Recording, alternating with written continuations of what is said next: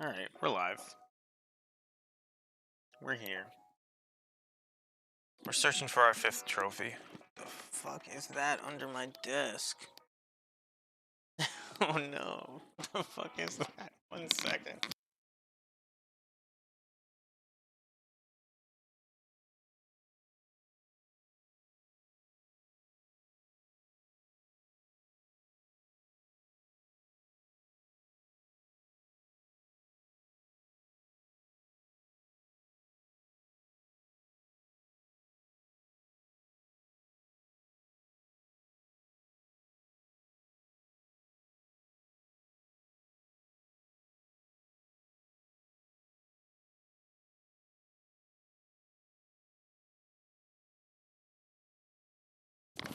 Sorry about that. It was a piece of, I think it was bread, but it just like, it was on the floor. It got some kind of hair on it, so it looked way nastier than it even was. Anyway, I'm sitting here, fresh off the last league loss to 5-color Niv Mizzet, where I got a turn 2 Blood Moon and then got embarrassed. I'm sitting here with 4 Shatter Assumptions in my board.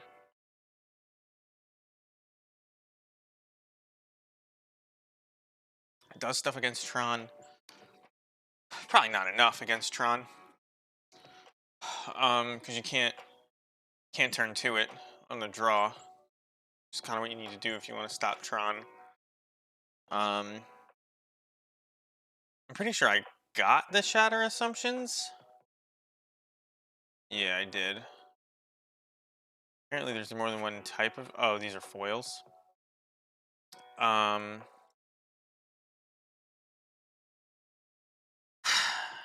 If we're gonna test any number of Shatter Assumptions, then it is a test.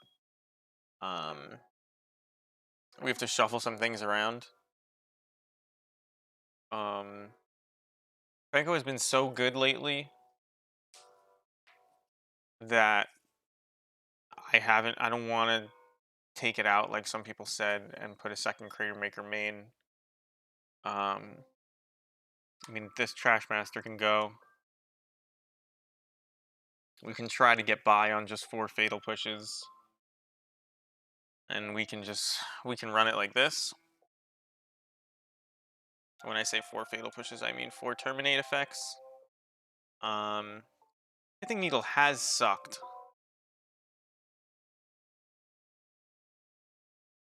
But in the matchups where you want it so that they stumble just for a turn or two, I think that it's better.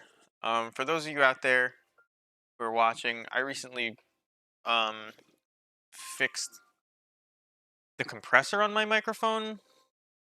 There's not a lot you can do in Streamlabs as far as vocal filters and things like that. I wanted to EQ it. I know what I'm doing, but it doesn't let you. There's no EQ filter, which is like a little bit ridiculous.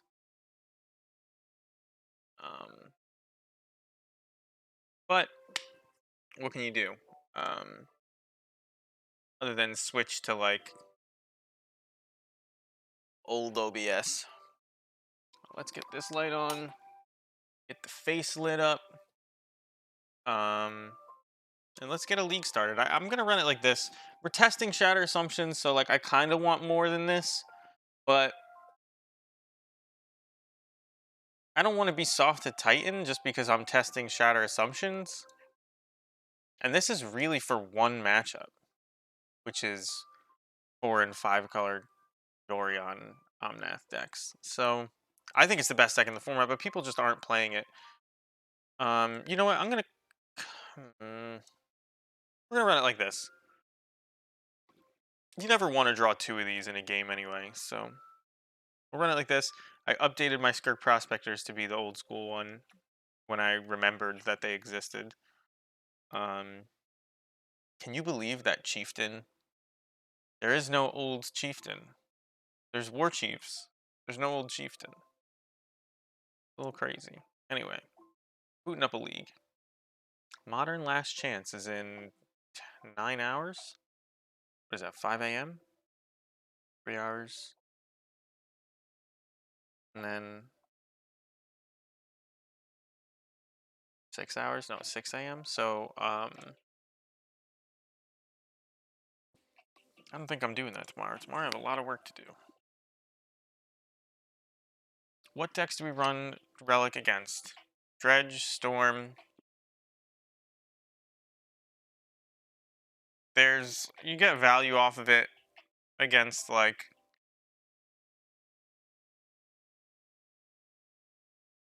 Ren and 6 decks and Tarmogoyf decks that are weird and don't do much. Like, but yeah, Dredge and Storm. No, there was a third deck. I've been saying that I was really glad we went up to 3 relics just in time for this matchup because there was an uptick in it, and I can't remember what it is. But sometimes, like, there's these black-red graveyard decks that are like all in on discarding Kroxa and unearthing stuff. There's sometimes you'll play against like a really dedicated Snapcaster type deck. Oh, Living End. Living End. Living End won a challenge, like, I guess not last weekend, but the weekend before that. And so everybody's playing blue Living End these days. And it's a really easy matchup for us, especially with the relics. So there's no reason to remove them right now. It's probably a fine matchup anyway, but they can't beat a relic.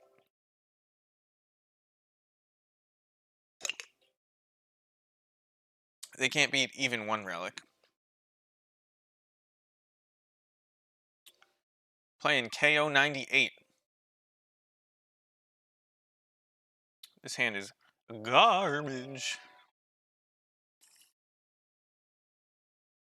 Nah, I don't have the boil in. I'm testing other things. The boil, it's possible to have it in, but I removed the boil to test Goblin Trashmaster, and he was kind of bad. So now I removed Trashmaster and one other card to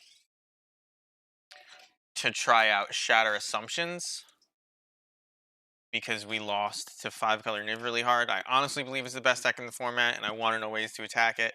I don't expect to encounter it a lot in these leagues, just like I haven't encountered Heliod a ton, and here it is. But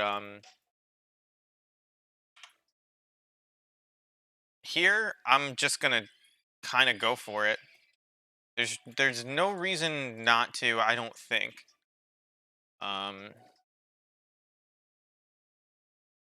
It's difficult not knowing their hand, how you can mid-range them out. And Snoop is a mid-range card. You don't just have to go for the combo. They may think that they're protected because of Auriok Champion, and it looks like they do. Although, we'll see if they play a land here. No, they got nothing, so they're dead. Show it to them. And I expect a concession here. So we played against Heliod in the last stream twice. And it felt really bad. We won one, lost one, but when they play like this, you can get there. So we make all the stuff, get out a lot of guys, we sack them. I don't think these Dreadbores are very good, but I don't know if there's a reason not to play them. So this is like sort of a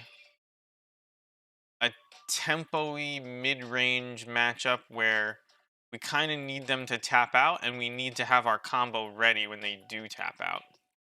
So what does that mean for us? I think maybe we cut a Pyre, and maybe we cut a Skirk.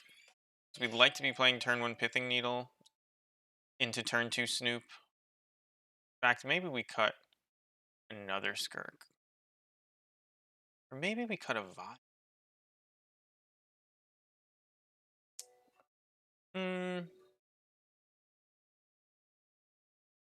I guess this is fine. These Dreadbores are questionable. Like, if this Dreadbore was... I think I would put in a Crater Maker over this Dreadbore right now. But we'll see. What do you name with Needle? Ballista, yes, that's correct.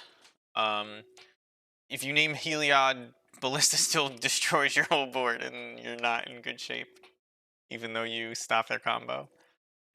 So Ballista is the name. We can beat Infinite Life, so we don't need to name Spike Feeder. And naming Heliod, like I said, doesn't stop Ballista from wiping your whole board. So this hand has huge upside if we draw a Harbinger. Because it has what I said, which was turn 1 Pithing Needle, turn 2 Snoop, maybe turn 3 combo. And we do have a redraw at it. So you know what? Being able to cycle one of these things, I think this is better than the average Mold of 6 without a Pithing Needle in it. So I'm going to keep this. This is what I was talking about, where like I don't really know the matchup well enough yet to... Okay, so he's ramping. To say, that's not a good draw.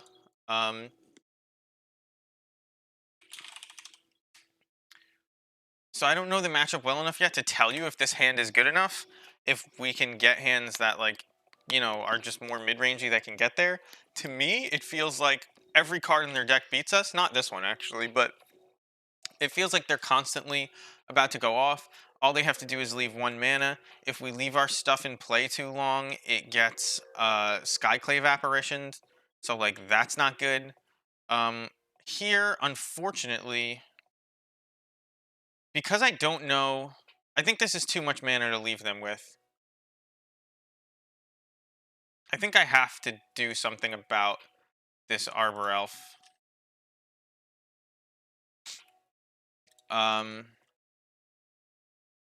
Like, they can't Ballista and kill us, but I would rather them Skyclave Apparition my Needle without an Arbor Elf in play than Skyclave Apparition my Snoop, which is like the only thing I've got going for me. And we'll see what they get here.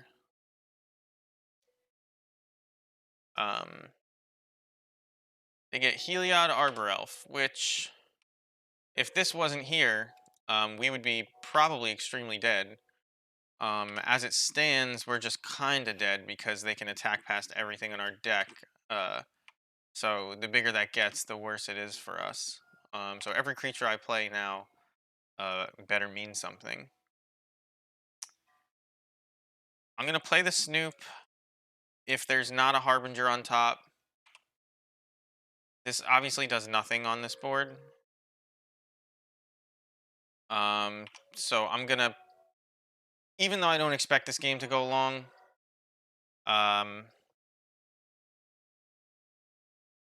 we're gonna play the Vial to try and prepare for some kind of Goblin Matron turn eventually. That's good news for us. We don't... Like, the less things he can have with lifelink, the better. So maybe he thinks we're aggressive. He's like a life gain deck. The 1 damage shouldn't really matter to him, but I'll take it. So here he's going to search for Ballista, right? He has to. Unless... I don't know. Taking 5 damage is a big deal, though. I mean, we'll be able to Matron to hold it off next turn. So he's going aggro. And we're going to take 10. We can't not take 10 here, unfortunately for us. And we're drawing Pyre of Heroes, which sucks. But he did tap out, so if there's a Harbinger on top, he is dead. This is a tap out player. I guess with a name like KO98. maybe you expect it, but we'll even shuffle with the Bloodstained Mire to check. That's a decent. I can't cast non-creature spells. I don't care about that. Does this help me survive? Like, I would have to shock to get this guy off the top. And if he puts 2 creatures into play, I'm dead if I don't do something. And this guy gains me 3 life. So he's gonna attack me for 6 next turn. That I can't. Every creature I put into play pumps this. Ah, I have to do this.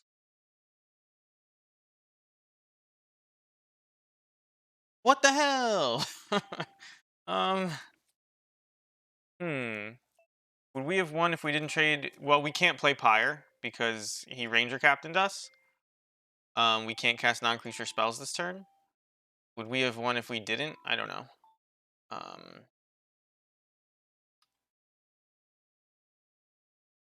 This is rough. Every one of these creatures pumps it up, so it's like not.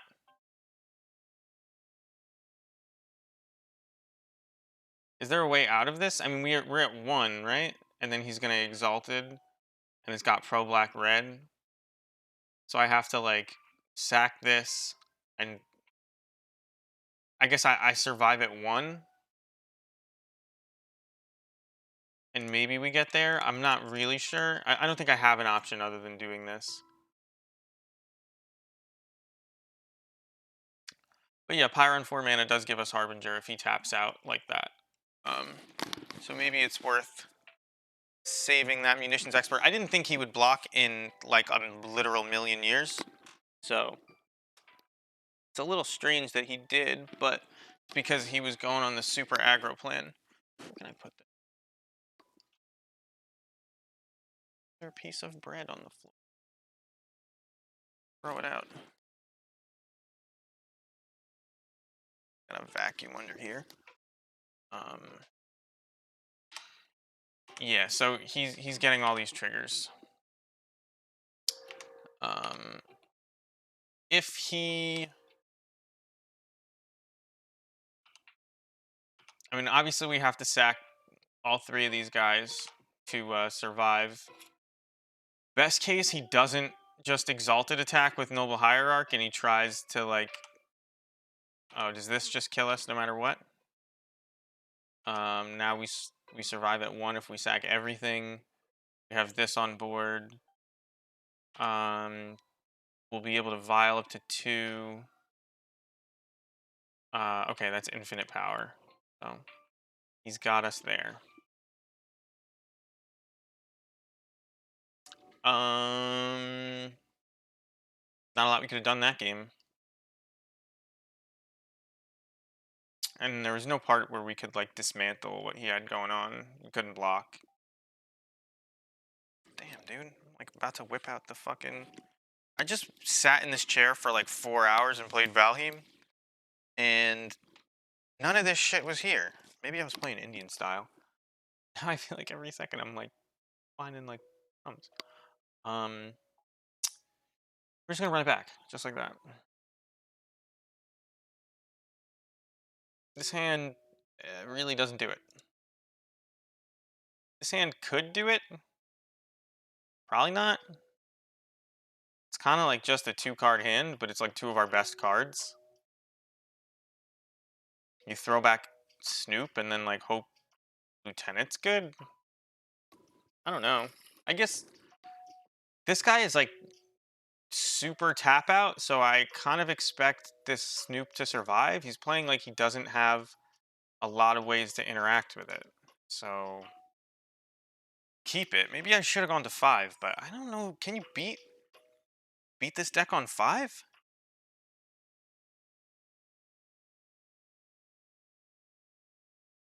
Probably when you have a combo, right? That's usually the answer.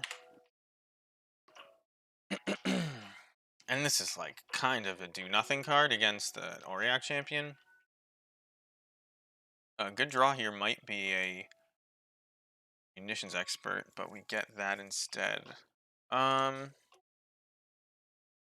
Because I have this Agadim, do I just play out the Snoop?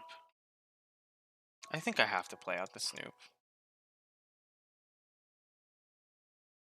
A Pithing Needle coming off the top. Not bad. Notably, he can't Ballista and kill our Snoop yet, can he? Oh, I guess if he has Utopia Sprawl, he can. But he's not doing that. Playing Heliod. Yeah, so he is an aggressive comboer. That's what I've learned about our opponent over these last 3 games. I don't think I want to draw that.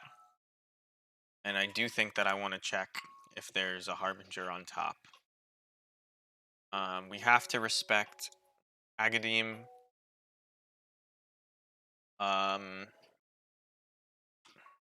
It's actually...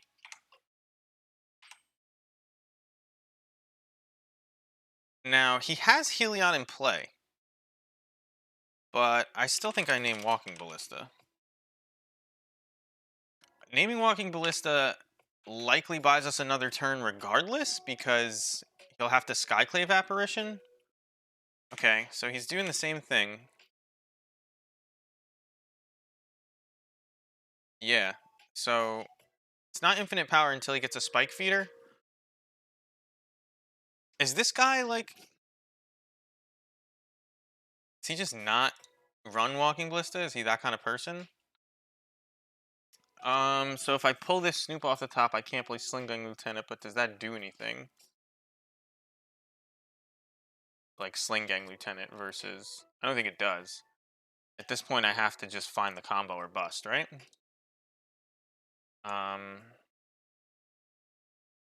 Whoops. Play this.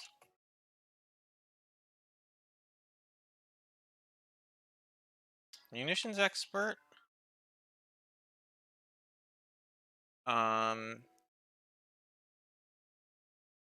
He's gonna get 1 trigger either way, but...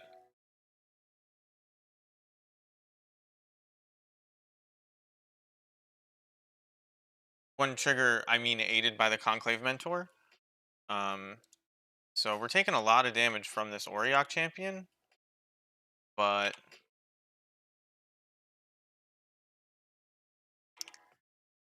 I mean... Next turn, we're gonna have a lot of power swinging back at him. I don't know if it'll be 17 or 18 or whatever he's got. But it'll be a lot. Let's see what we've actually got. We're gonna have 3 1/1s and this guy at the very least.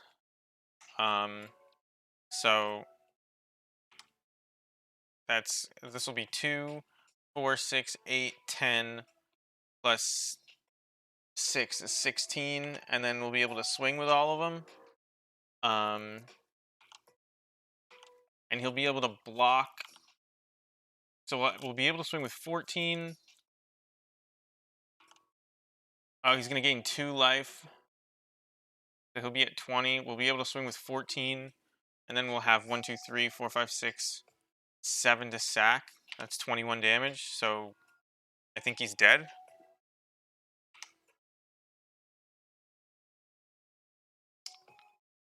We'll tick it up because it doesn't really matter. We can violin one or the other. Oh no, he gains a lot of life, doesn't he? We had him by 1. This isn't enough.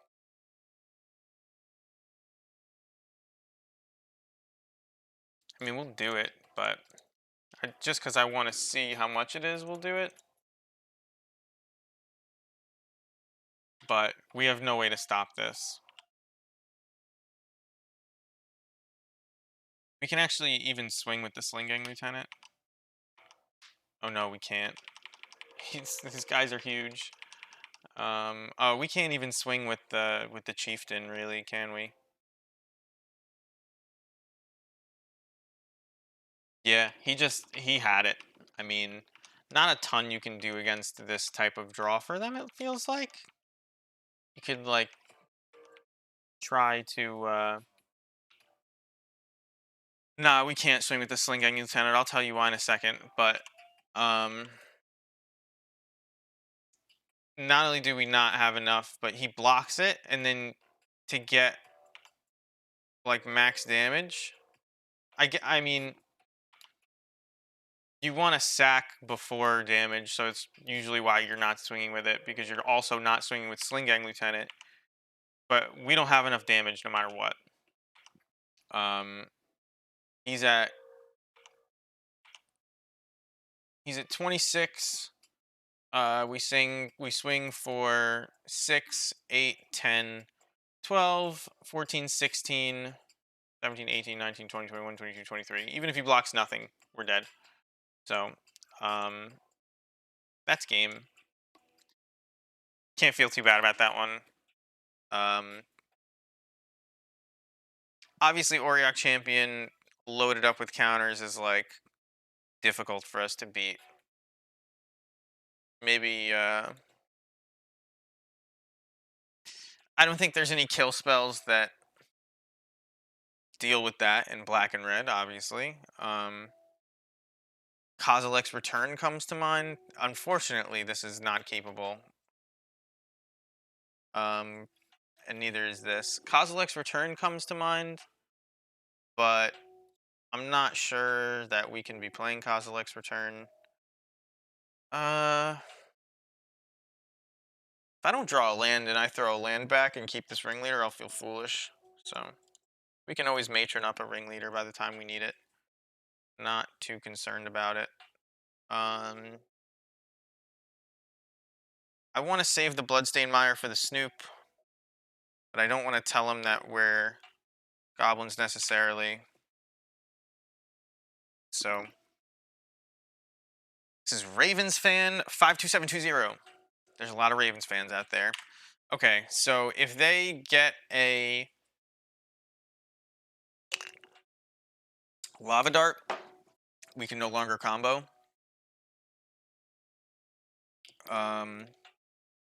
This matron is likely searching for a munitions expert and not anything else, but we'll see. I can't block. I can't in good faith block here. I don't know. Like, there's no way that he doesn't have stuff, and I really need this conspicuous Snoop, and I need him to make a dumb play. And if he wants to just hit me for one, good for me. Like, I made it another turn deeper into this game. He's gonna light up the stage looking for his second land. He's probably on kind of a stacked hand over there if he's looking for his second land like that. Damn, Lava Dart is good. I hope that he plays another creature here. That's one of our ways to win this game. He plays another creature, and then we have a Harbinger on top or in the reshuffle. So he bolts our Snoop, I guess. Yeah, that's smart. It keeps our goblin count low for something like Munitions Expert, and makes Pyre of Heroes sort of do nothing. I guess we have to respect Agadim.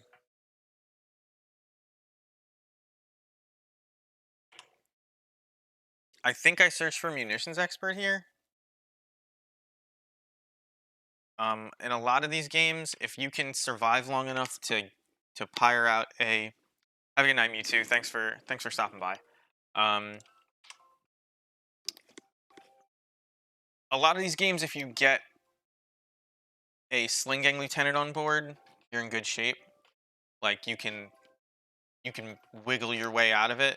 Like, it's not over by any means, but I think that no matter what he does here, I can't block. And that's one of the best things he could probably do. Is he gonna Lava Dart this? Yeah, never mind. That's one of the worst things he could do for me. We really want to draw something like Mog War Marshal next turn.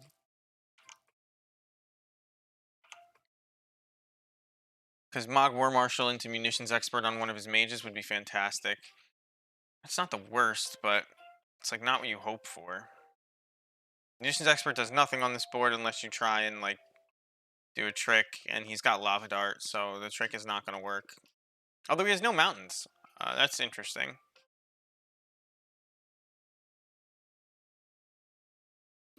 I know I want to get this Pyre into play.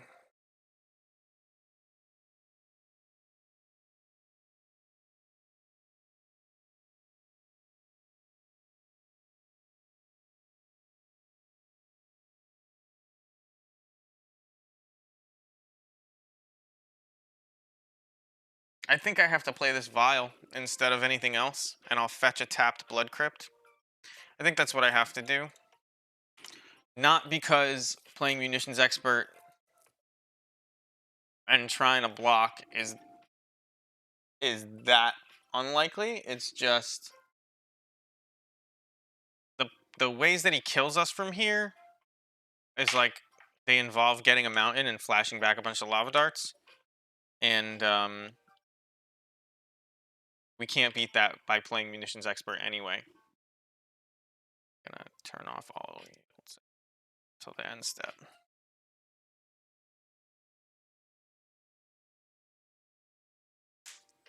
So there's a mountain. He's going to flash back a lava dart and hit us for 8, 9, 10, 11. Plus whatever he's got in his hand. So 12, 13, 14. Yeah, we're dead if he has one burn spell in his hand. Wouldn't have beaten it anyway. I think that counts as the one burn spell. So yeah, we're just dead. And we also can't crack this Bloodstained Mire even if we weren't dead, but...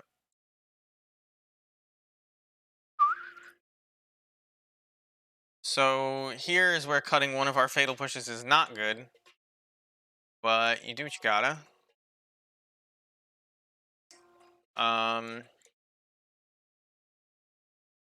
Pyre, Vile, Krenko, Ringleader. We can't really combo, so taking out a Harbinger doesn't seem bad. Maybe because we can't really combo, you want another Ringleader, but I don't think the game goes long enough where you get to resolve all three. I don't think Chieftain does a ton here, but you never know. The other option that I always toy around with is this Relic.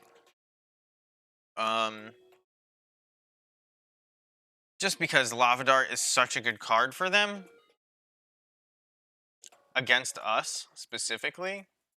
Like, maybe I'm okay taking out a Skirk for a Relic. And try it like that. Well, did we board out all our lands? This hand is playable. It's not good, but it's playable. If he keeps a real stinker, we can get there. I don't think Prospector is even good. I think we're like all in on kind of... I mean, this Agademe is probably worse.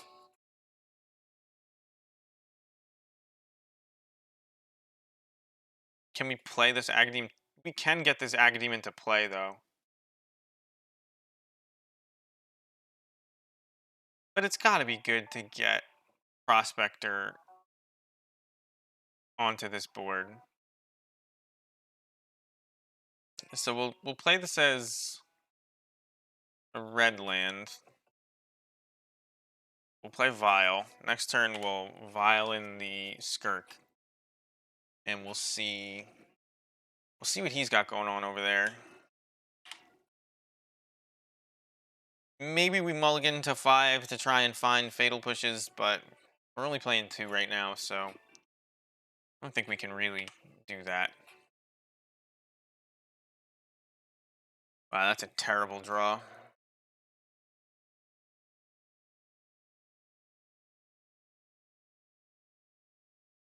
It doesn't speed up the clock any without a land, just in general to try and force this Matron out a turn early by Viling and Prospector, so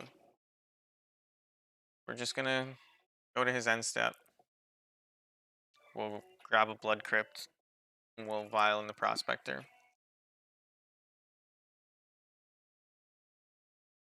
gonna gut shot, so this prospector was likely not long for this world anyway, but here comes a Stormwing entity.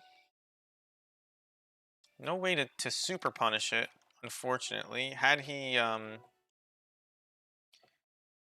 played that gut shot like that, we could have, with the trigger on the stack, filed in Prospector and then played Munitions Expert, but we don't have those cards. There's just only so many cards you get to draw at the beginning of the game. But it's good to know what your outs are. 2 plays. So here, oh, let's see. Did he top?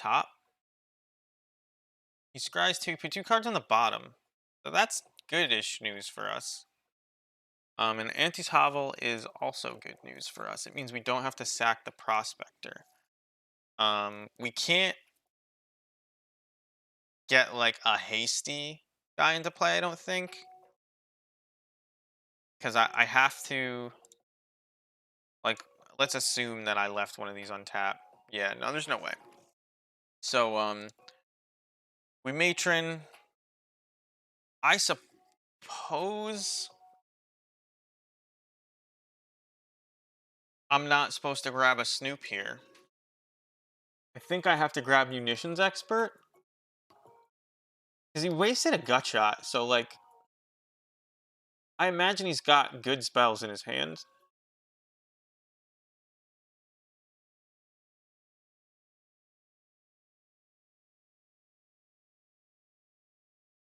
I think what I'm gonna do, I think what I'm gonna do.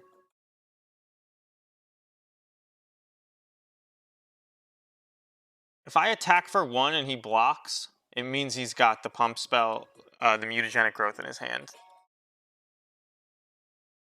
So he shouldn't block after I grab this. But if he blocks, I just let it go.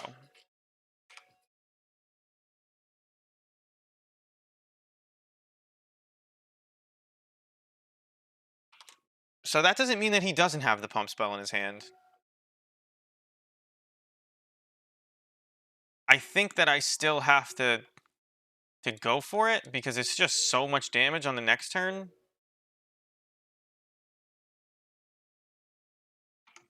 And we have to kill the storming entity if we can, and we do. So we're okay here. If we really want to, we can get a Kiki Jiki into play, but I doubt it's good to try and copy 1/1s with Kiki Jiki. Although, it's looking like it might be okay. Yeah, you can hit me for 1 in the air. I'll take 1.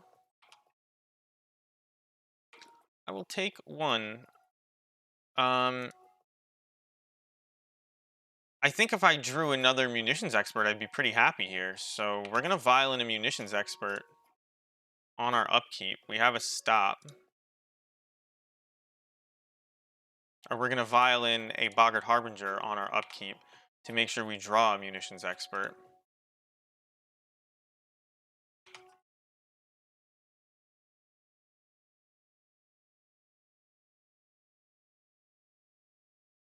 We'll play the Munitions Expert. We'll kill his Fairy Dragon. If he fucking Kozilek's returns us, we're just dead. There's not really anything we're doing against Kozilek's return. He doesn't have a 3rd mana. Maybe that's why he kept such a weak hand, because he has a Kozilek's return, so he knows, like, he can just slowly build his board. And here's a Manamorphose searching for the land to then play Kozilek's return, which just wrecks me.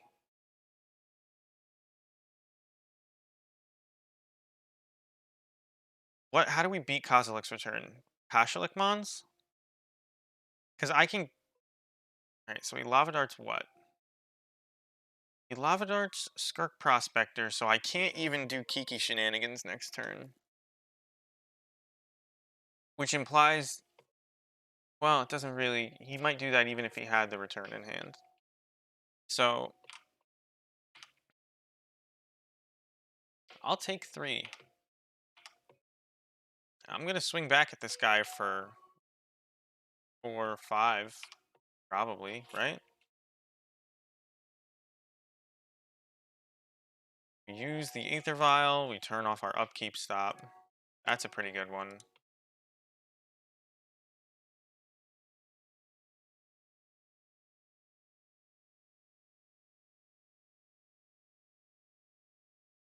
Yeah, I mean, you just gotta swing. Not winning this game by not swinging. I could try to kill the Soulscar Mage now, but because I have 4 goblins in play already, um, I'm gonna wait till he like does something and respond to it. Like okay.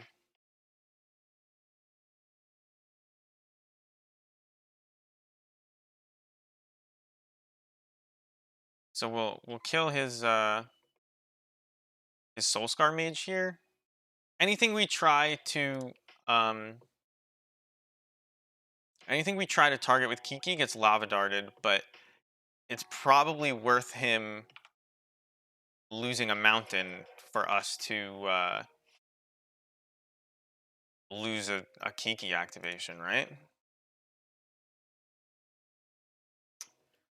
Um,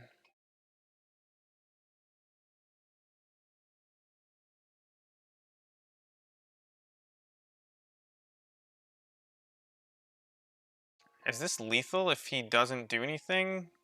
1, 2, 3, 4, 5, 6. Yeah.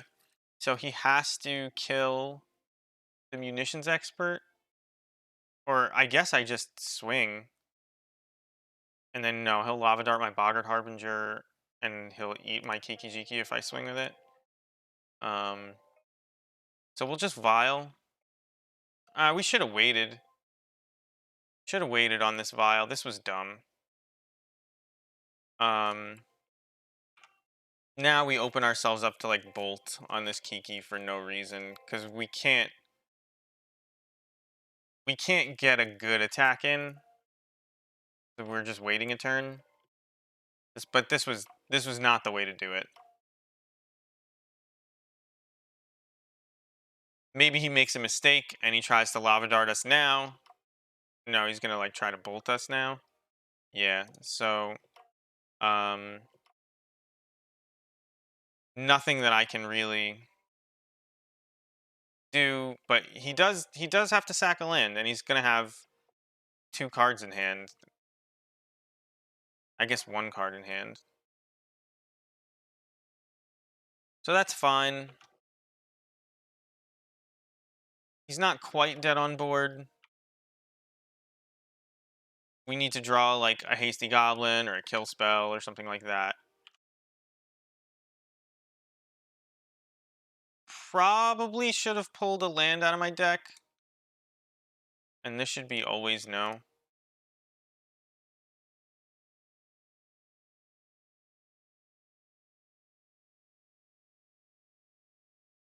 And here, I think I just grab another Kiki Jiki. Yeah. So that worked out fine. That's what happened.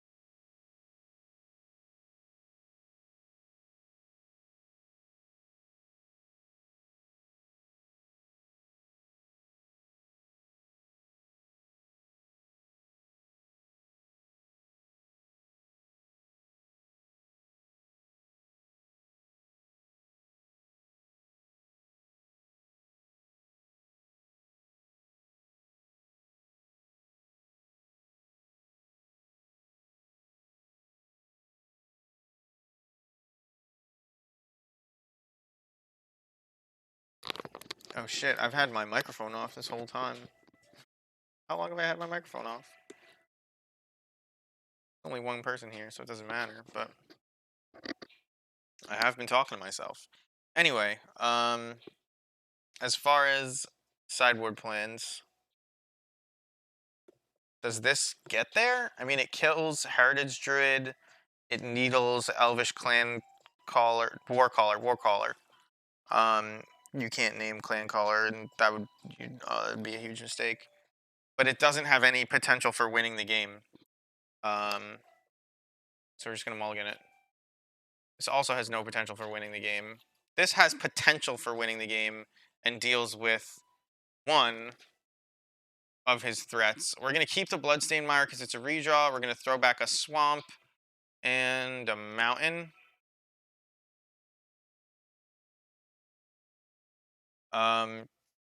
You know, 3 lands in Snoop, you can't really complain.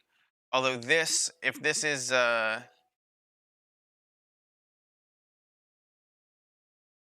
damn, if this is Lannon, not Lannon, the L thing that comes in as 2 goblins and costs 2 mana. Do you have an elf? It makes 2 elves, not goblins. I don't know, it's some kind of druid, I think. We're about to see it. Yes, Dwynen's Elite, Elf Warrior. That's what I'm trying to say. So it's extra damage. And this will be Clan Caller. Alright. That's a lot of power over there. And we can't even... I mean, we can kill the Clan Caller. Doesn't really stop him from making a shit ton of mana. And it does delay... What are we taking? 5, 6, 7, 8, 9, 10? It doesn't kill us to just play out Snoop. I think I might have to do that.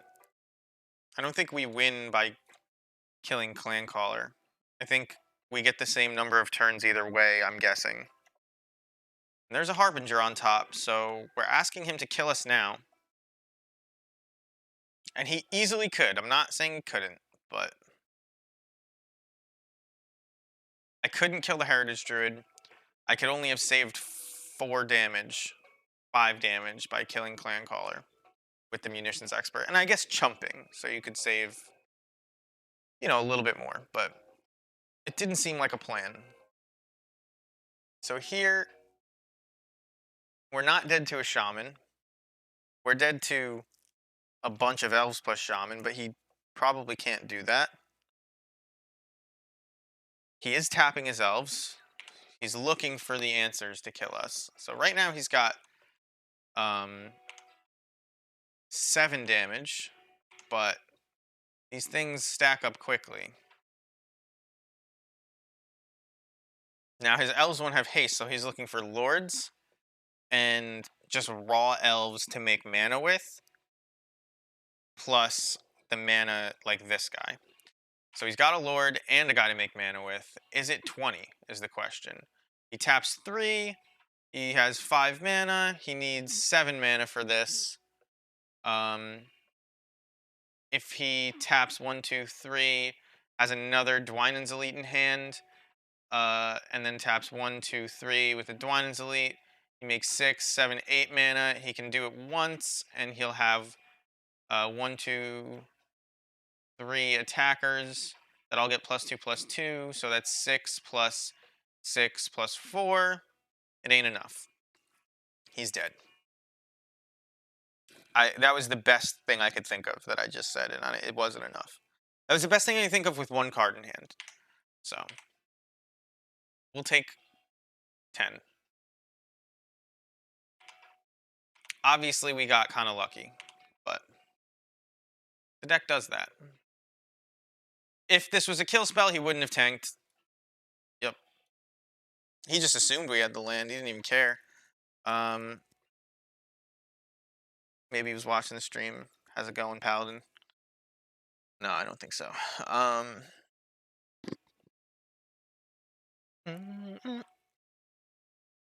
It is a slow night tonight. Is today Monday? Today is Monday.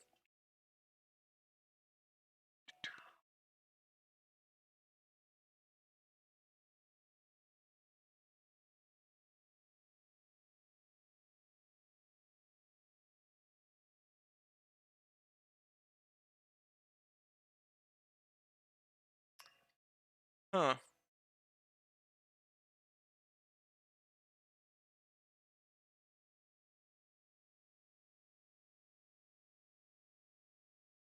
Yeah, I should start tweeting when I go live. So, today, for those of you watching the VOD, because I know there's not a ton of people here right now, chat identity. Huh. Whatever. Um, that's a new thing I never noticed. This hand makes a lot of mana but doesn't do anything, so we're gonna mulligan it. This hand is really bad. This is the best hand we've seen yet. It's not great.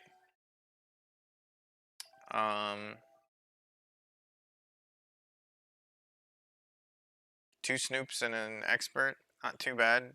You gotta draw land plus Harbinger.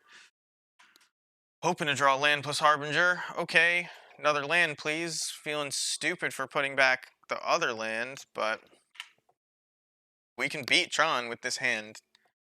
We just need a land, and for him to have, you know, kind of a mediocre payoff like Karn the Great Creator as opposed to something else. Although Karn the Great Creator probably fucks with us too much, doesn't it? Well, next turn that'll be good. And it will eventually allow us to cast our guy, but here comes Natural Tron.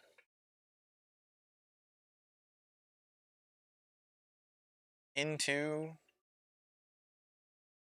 some 5+ mana play. Fucking Ballista. Ugh, that hurts. So he kills my Snoop, which is actually good for me because I have another Snoop, no third land. We're just gonna Munitions Expert as Ballista dead. Is there any fancy way for me to do this? No. I guess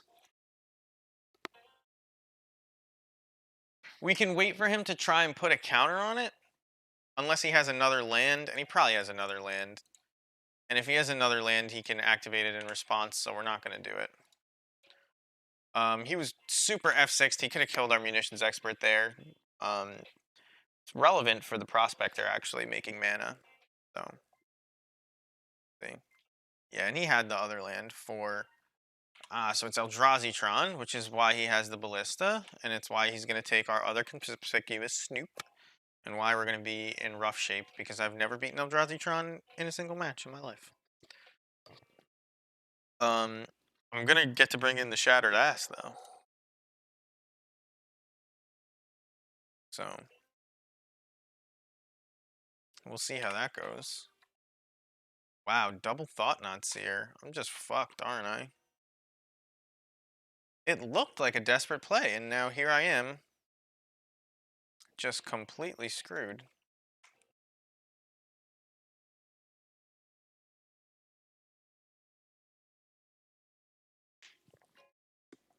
I mean, I have to play this. None of my other options are good.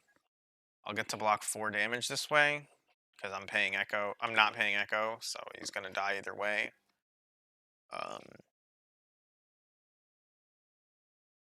Maybe you draw Munitions Expert and get to draw a card, although Blast Zone kind of stops us for a little bit. Thought-Knot Seer, holy shit. Can you beat this with any deck? Is there a deck that beats turn 3 Tron into Walking Ballista, Thought-Knot Seer, Thought-Knot Seer, Thought-Knot Seer, Reality Smasher? Like, what? There's just no way.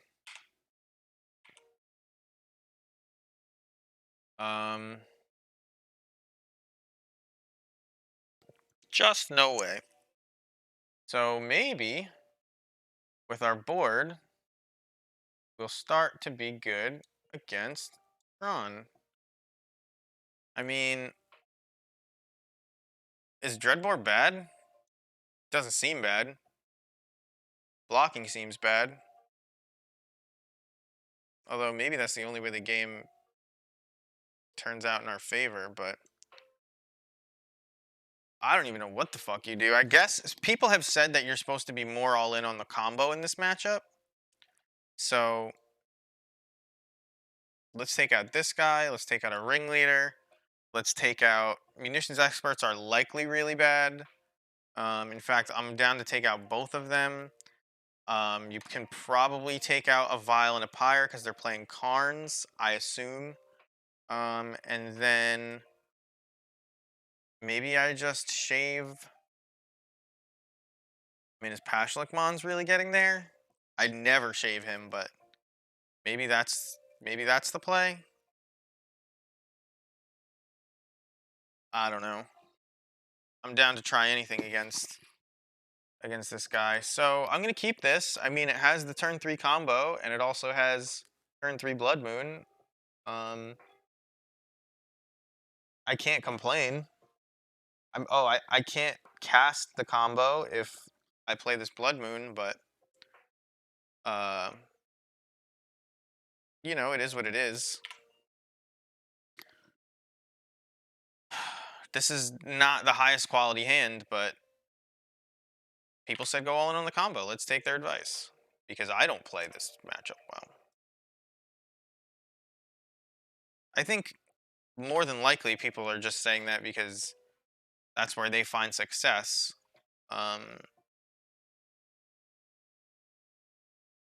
So he's going to name Snoop here, but we have a Crater Maker for it. He has a waste, so this Blood Moon is trash. So, probably playing Crater Maker. And then trying to win on the next turn.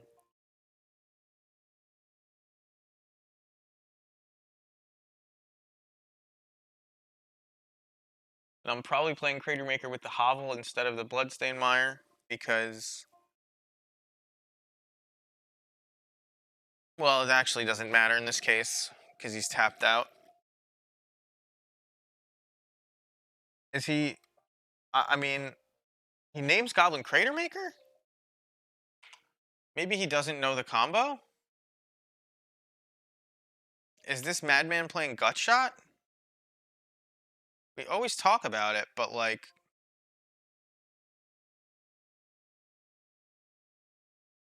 I mean, I have to just assume that he doesn't know what he's doing. Now, oh, or maybe he's like just hoping that I don't play another Kiki Jiki. Yeah, that's what he's doing. Okay, I respect that. That's a gamble. He lost it. But it is a thing. Let's hope we draw some shattered ass. sounds like the nastiest fart in the universe. Shattered ass. There it is, but we don't have enough black mana to play it. This is a turn 4 combo. Turn 4 ain't enough though, right? I mean, these are mulligans. Anyway. This hand is garbage. Blood Moon into nothing? Like, what do you do with this? Any pressure, I just fall over. I got a mulligan.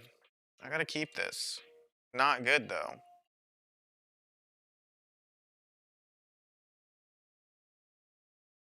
I think I'm supposed to throw back the Harbinger, right? Because I can draw...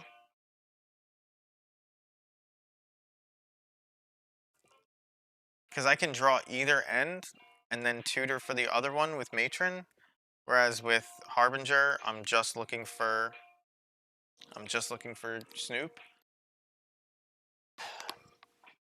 Alright, he's got the turn 1 expedition map. There's some shattered ass.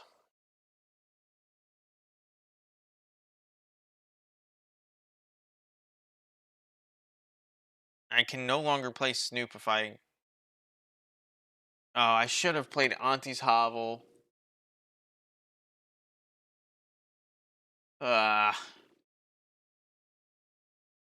Doesn't matter. I'm not going to draw Snoop, so it doesn't matter. Even though I want to draw Snoop, now I want to draw Harbinger. Draw Harbinger.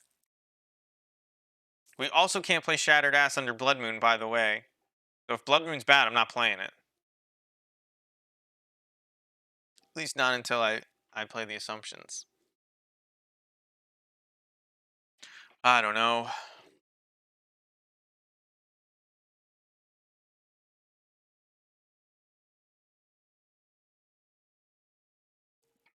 It's really tanking over there.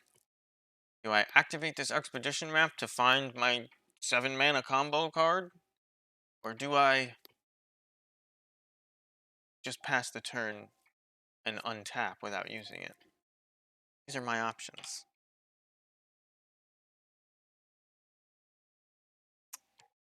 Pick it up. Get a Dreadbore, not bad.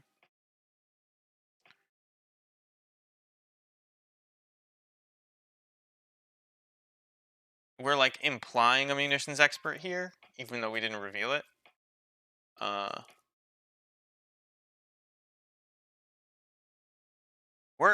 I imagine we're incredibly dead. Okay, Blast Zone. We may be alive. He looks like he's going for Vile. If we draw any land, we get to Shattered Assumptions this guy. Oh, that's so good. We don't get to Shattered Assumptions anymore. Well, pick your pick. I have a couple game-ending spells and a spell that lets me draw a card.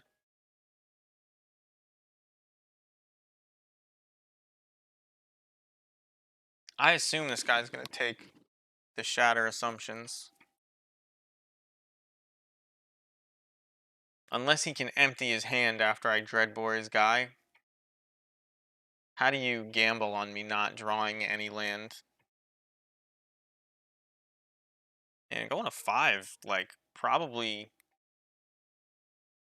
We've played something like 7, 10 games. I think I've gone to 5 in like 6 of them. And the 5s haven't been that bad, to be honest, but...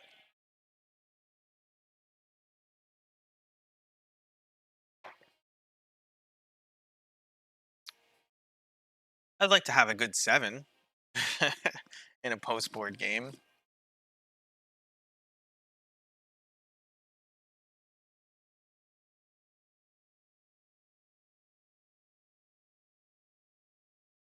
He's really tanking because they're all so good if I resolve them, but... You can't... It really depends on the makeup of his hand. Actually, the makeup of his hand doesn't matter if I resolve Shatter Assumptions, right? I mean, we know one of his cards is Blast Zone, but I imagine he's going to discard probably 3 cards to this Shatter Assumptions, and then he's in top deck mode. That's if we get to cast it. So he must just be like, I don't know, maybe he's coming to hear what I have to say about it, and he wants my opinion on what he should take. So I think you should take Goblin Matron.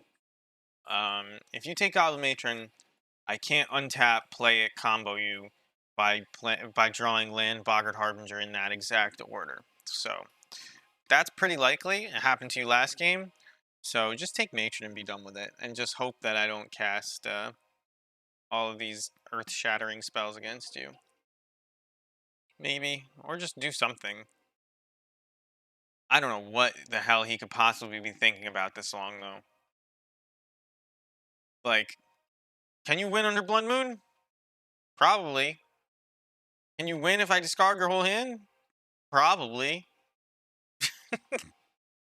Can you win if I kill this Thought-Knot Seer? Probably. Did you just keep all interaction over there and I don't have anything to interact with? And you're just like, oh no. You're just gonna cry about it for 10 minutes? Maybe that's what's going on. Alright. So he takes Blood Moon, plays Pithing Needle, names Vile, I assume.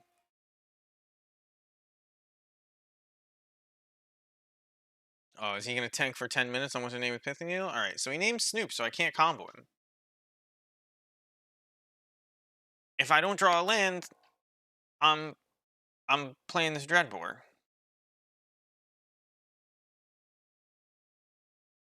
So he knows I didn't draw a land. And he's probably breathing a sigh of relief because Shatter Assumptions didn't do shit. And I'm gonna have to take up this Vial. And I still can't cast Snoop. I'm in horrible shape. He's gonna empty his hand before I ever even get a whiff of casting this thing. Exile, destroy target permanent that's one or more colors. Well, it's gonna be difficult to combo with that in play anyway.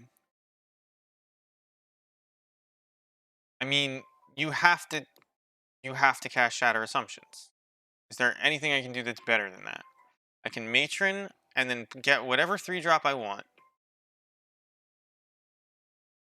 Actually, I can Matron and get a 3 or a 2-drop, but I don't think that that's smart, so I'll just Matron.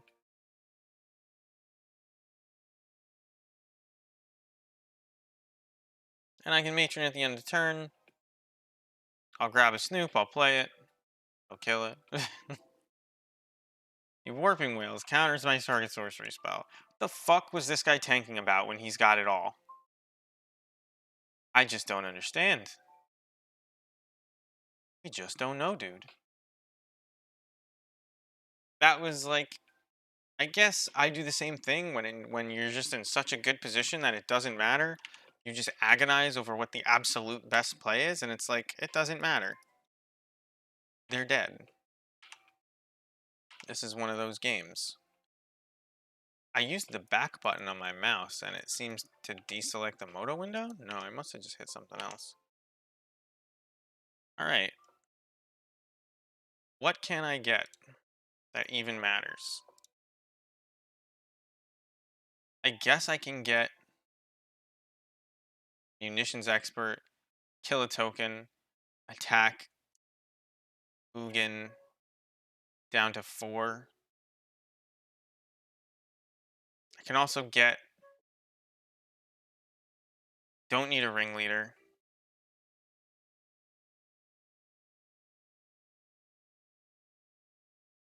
I don't think it makes sense to get anything but Munitions Expert. Which sucks. I guess I could get Crater Maker. You can play and activate Crater Maker here. Yeah, I guess you just always get Crater Maker. Forgot about that card for a minute. We'll tick up to 4.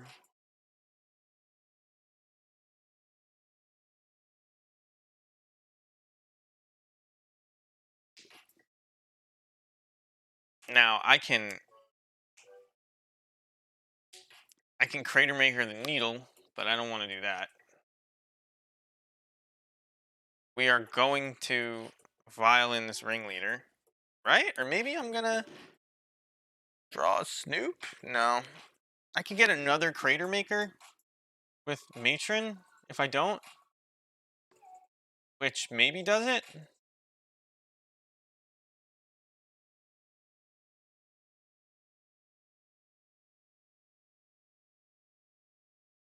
No, I think I gotta do this.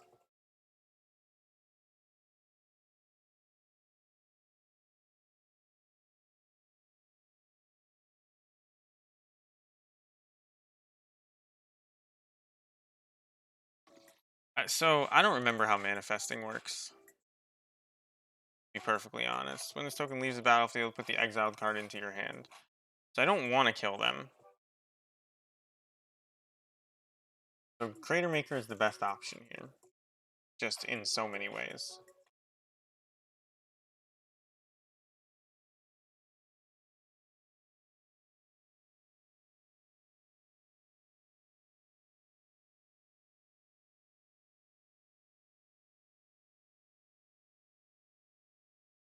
So now he's got 2 cards in hand, 1,000,000 mana, 2/2/2s that I don't care about, and a Blast Zone, which he should take up to 2, I would imagine here. To combo, I need to get rid of Pithing Needle. So maybe the way forward is to just stack goblins in play, pray there's no All is Dust, and then drain him out while hoping he doesn't draw Ugin, Ulamog, Reality Smasher, etc. And I guess that's what we'll do. Damn, if only I could see underneath that. We're not going to tick this up now, or probably in the future either. I don't want to get a Sling Gang first. I think I want to... maybe I do, actually. Alright, so there's a Snoop. I imagine he will kill a Snoop on sight no matter what, but... we can't do anything against this Pithing Needle right now, so I'm not going to waste my time.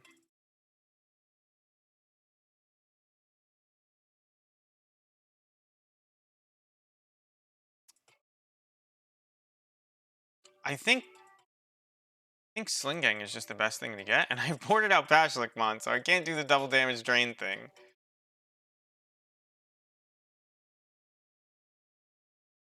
I think next turn maybe I play the Snoop.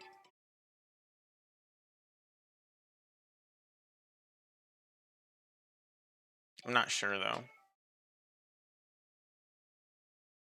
I'd like to draw more lands. Opponent's sitting on a bunch over there. Does he tick up Blast Zone again? Because he thinks it was a bad call? It probably was a bad call because he's got this needle. I almost don't want to play my last Crater Maker until I get a Kiki Jiki in my hand. That's incredibly greedy though.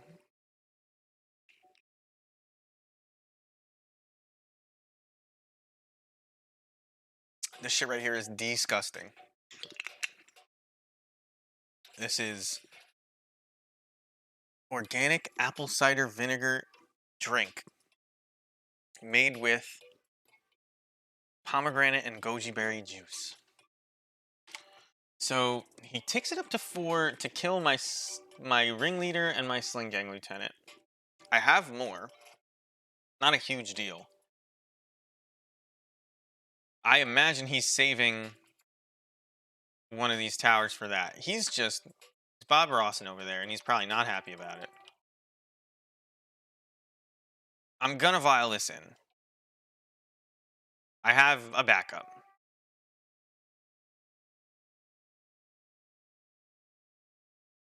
But it does inform what I fetch in the future.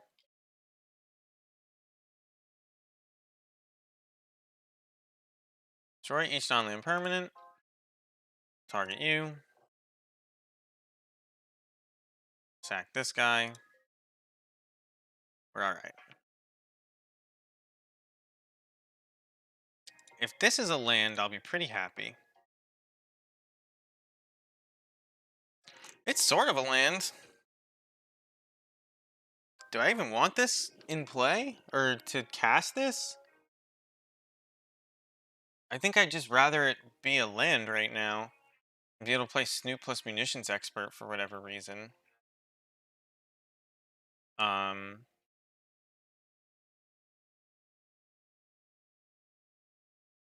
We're just going to cast the Matron. We're going to get a Ringleader. Maybe I get a Kiki Jiki.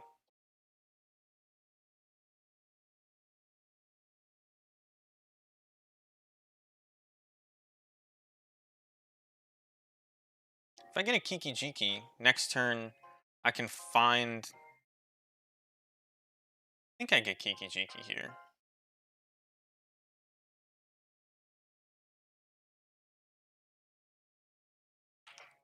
This is like sort of risky, but next turn I can do a lot of cool things with Kiki Jiki. But namely, I can find a Crater Maker and use it to blow up the Pithing Needle.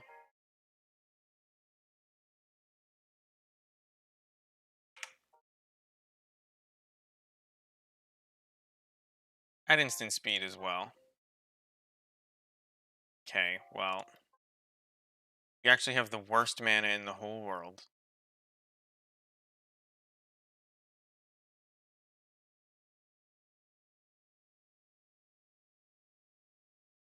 I don't think anything matters except this Snoop.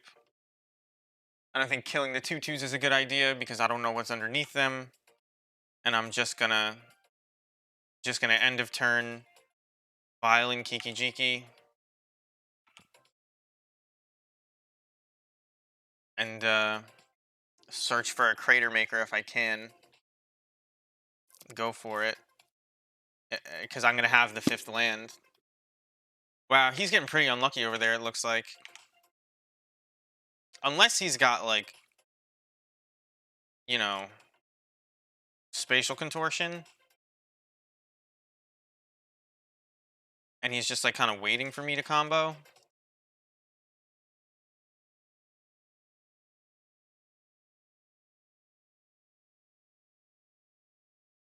I would love to know what's in his hand. I don't want to spend anything to see it, but what are all these? Oh, okay. I know what that is, but what the fuck is this?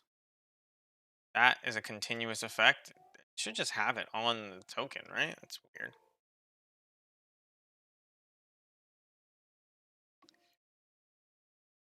All right, so are you going to spatial contortion my Kiki Jiki, my Matron, or my Conspicuous Snoop? They're all pretty good here. Kiki Jiki might be the best one.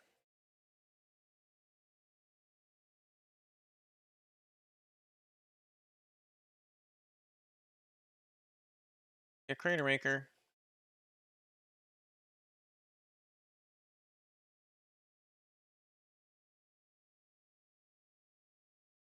Vile is dead to us.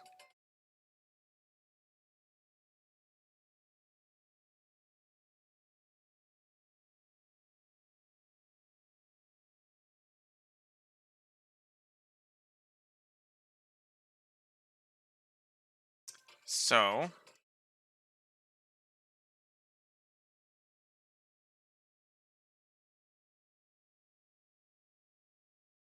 we have 1, 2, 3, 4, 5, 6, 7, 8, 9, 10, 11, 12. Oh, wait, no. 1, 2, 3, 4, 5, 6, 7, 8, 9. 9 goblins is what we have.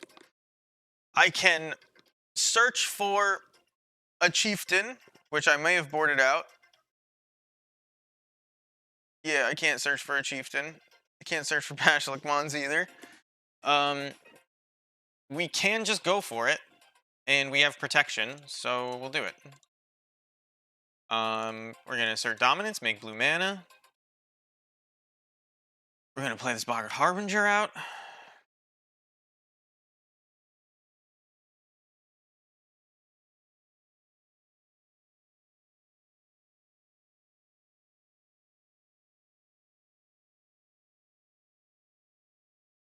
Oh, I don't have the mana to. I'm so dumb.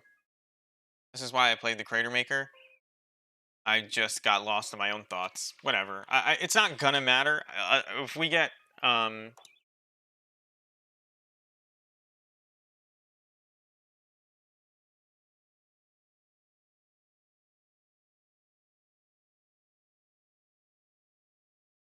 what could be good here? Now that I've made the mistake.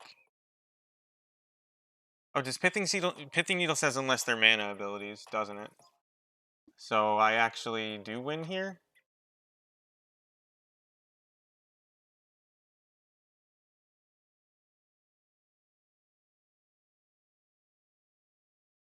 Um,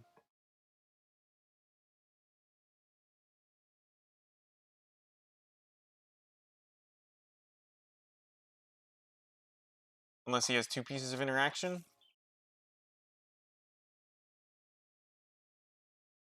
That was my last crater maker though, which not great.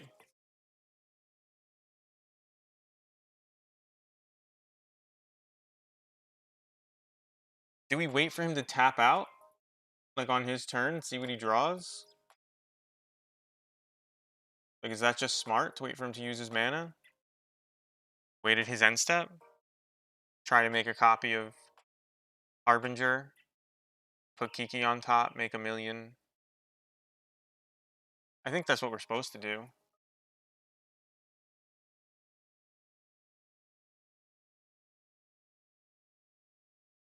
It's if this resolves, right? Um, if I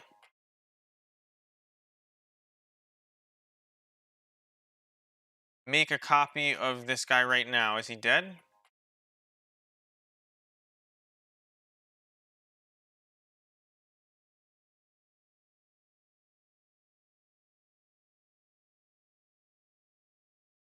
I could just play another one, actually.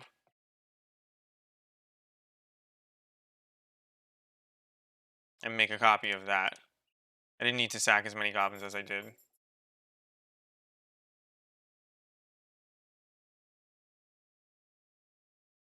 Oh no! Oh, it won't have haste. I'm so dumb. But I am gonna play another one.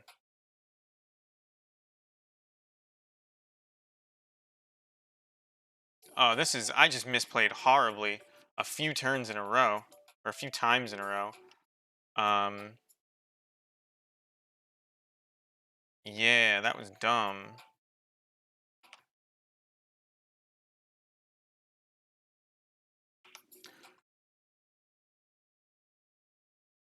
Uh, I should have made a copy of it? Is that what that means? No. No, there was nothing for me to do there, and I gave it to him if he wanted it, but he doesn't seem to have it, so I'll take 4. I assume he's about to wipe the board.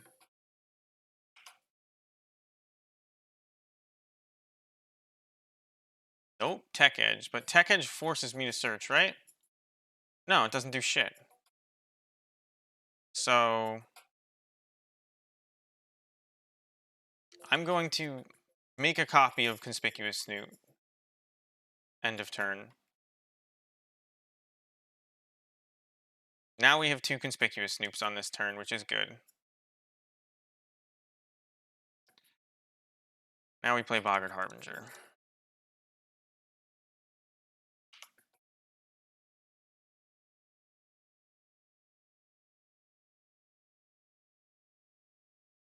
All right. We wormed our way out of that one. I'm gonna pee real quick and then we'll go for the 3-2. Be right back.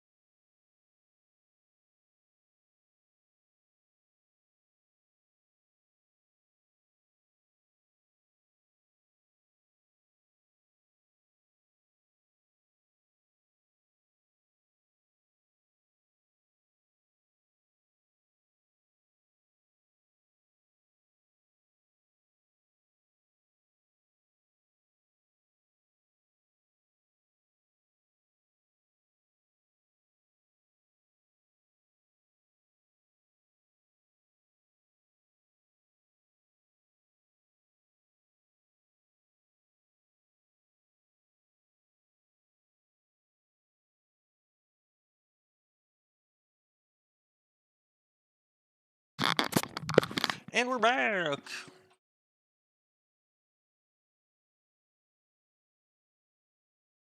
Playing the match. It's a slow night. Everybody's got better things to do. I also didn't have my microphone on for like a solid half hour when there were probably 2 or 3 people watching. I fucked up. But nobody said anything.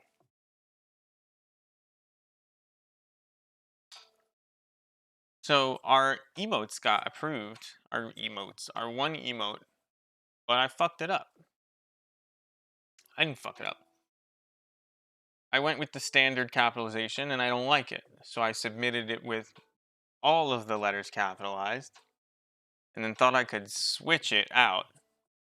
It's the same emote. I submitted it as the tier 2 one. Doesn't let you do it. But that's a tier 2 emote. Same as the tier 1 emote. You just type it differently. But I like the way it looks. My girlfriend made them work for me and I'm pretty happy about it. So Miss Meyer, or Miss Mayer, Miss Meyer. This hand is bad. It doesn't do anything. This hand is okay. Really not great, but I don't know. I don't want to go to. I don't want to go to 5. I don't want to go to 5. If she goes to 6, I'll go to 5.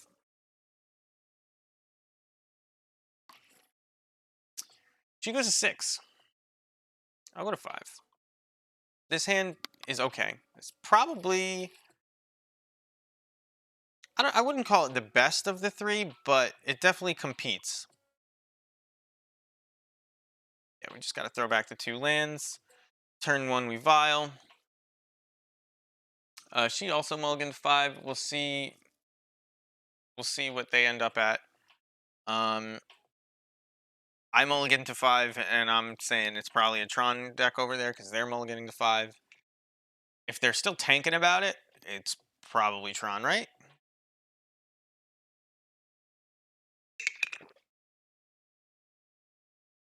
That was my first time that I beat Eldrazi Tron ever. So that's pretty good. I'll take it.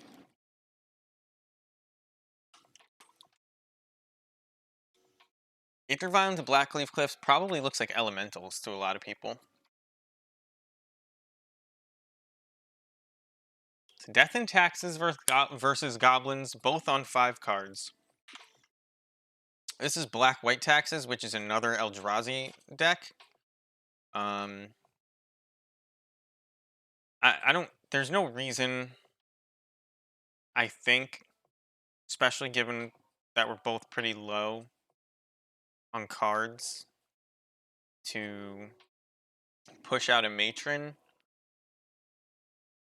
Especially since even if I push out a Matron, I can't play what I get with it. So I'm just gonna wait and see. So there's a Stoneforge. I wish I could kill this Giver. I hope they get Batterskull. They get Sword of Fire and Ice, we're in trouble. But who is Batterskull good against that everybody's getting Batterskull? I guess like blue-red, but like can't you kill all of their creatures with a Sword of Fire and Ice? Yeah, you're never attacking with that Giver.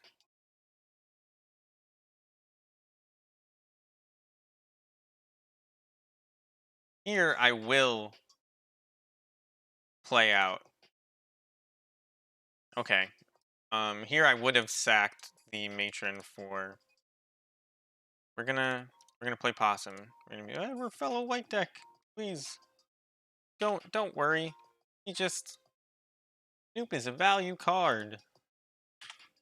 But we can kill them next turn if they tap out again. So we'll see. I imagine they'll be holding up some kind of interaction here though. Although it is Eldrazi Taxes, and they probably rely on. I'm assuming it's black-white because he played the Silent Clearing. He could just be playing that for value, but oh, does Ghost Quarter force me to search? No, so we're okay.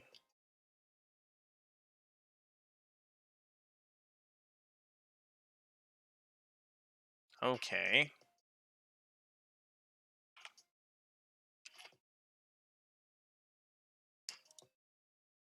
I mean,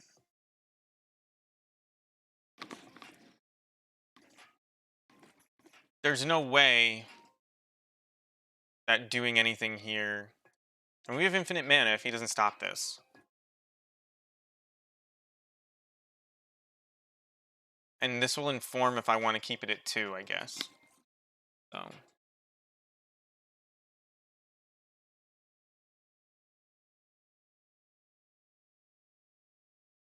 Is this a path?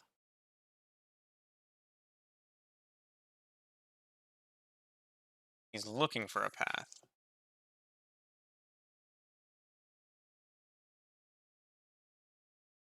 So this is infinite mana, and we end with an untapped Snoop to then go for the combo again.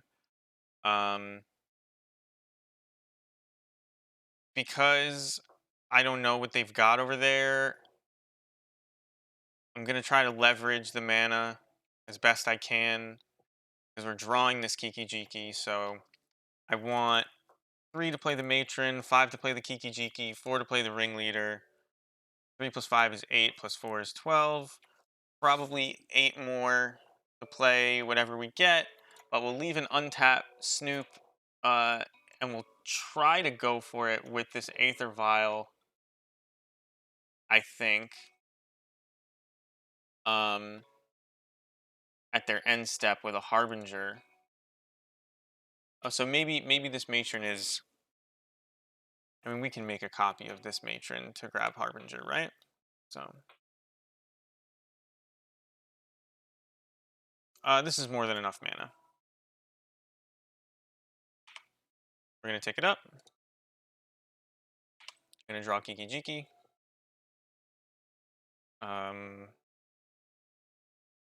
We're going to play Kiki Jiki.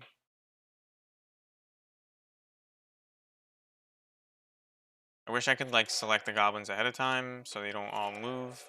And I have to do this over and over again.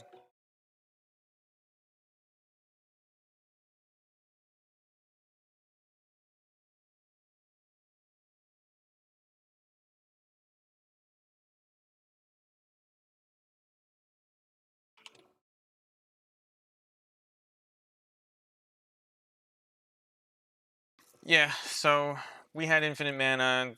We could have made more mana to like confirm. We could have made more guys to confirm. He was nice enough to concede, so we didn't have to do anything, but um feels fine.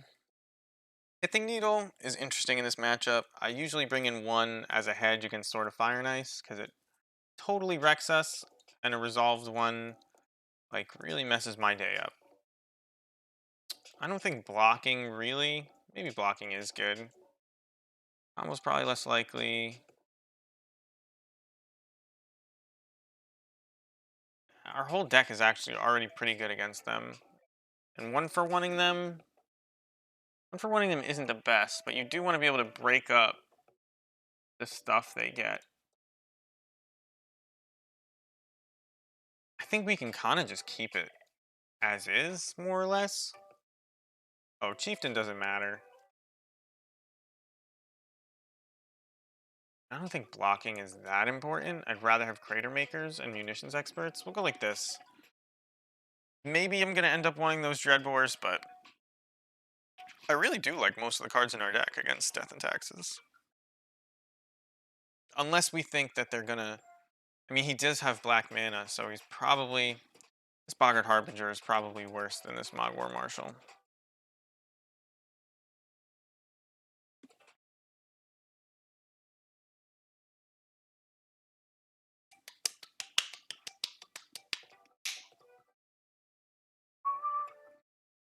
Well, I mean, you gotta keep this hand, right? Even if they have interaction, they're in trouble. And we get to interact with some of their strongest plays. They start with a Ghost Quarter. That's not a good sign for them.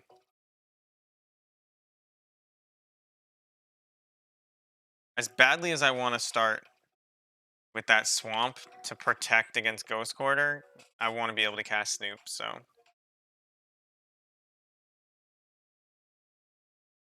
This feels like a Lane and Arbiter hand if they kept on Aether Vial Ghost Quarter. So, yeah. There's a Lane and Arbiter coming out over there, which interacts with us pretty good. We're not going to be able to stop it from coming out next turn. Wait, maybe we want a Crater Maker now. If we Crater Maker now, I don't think we get anywhere. If we Crater Maker... but are we going to be knocked down to 2 lands and never get off of it? Because we're not going to be able to search? But he'll have no lands?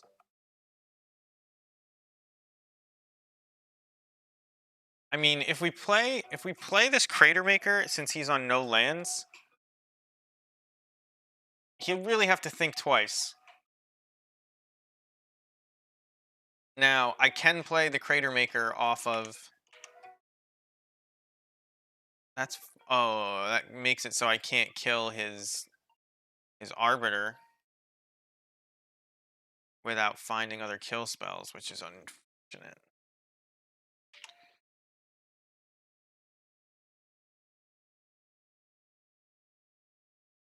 I mean, how is this not... Is he going to try and get us, like, if we play a fetch land? That's what he's thinking about right now. He, she, whatever. Whoever. Doesn't matter. But it is Miss Meyer, so I won't give her. I'll give her the she. So he's going to try and get us, and it's not a good idea.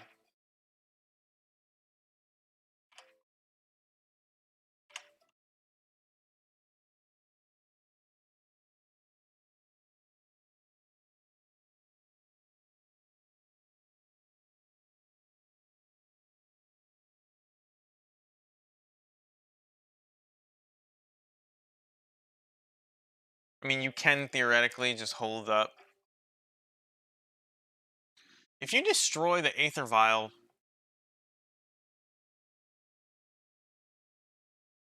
Does it use last known information? Oh, I should have attacked. Oh, that was a mistake. If he taps it, I'm destroying it.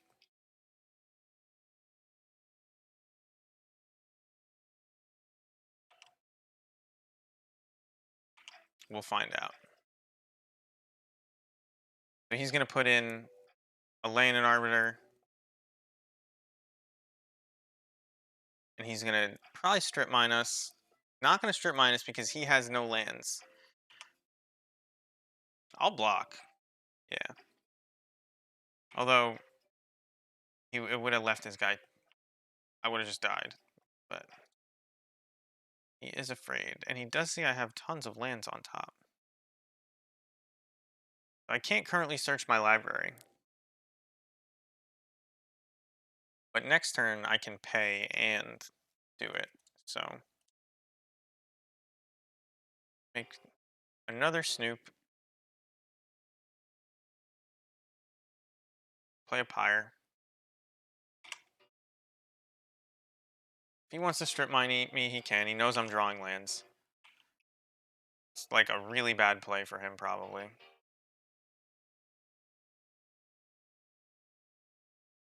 It's like casting Armageddon when you're behind on board. So here, does he name Pyre or Conspicuous Snoop?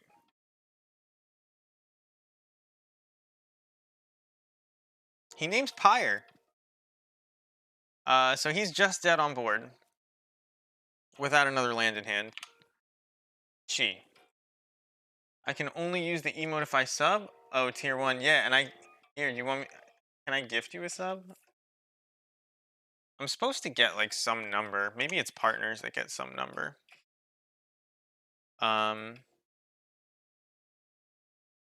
Wait, let me give it to you, because you deserve to be able to use the emote that you made.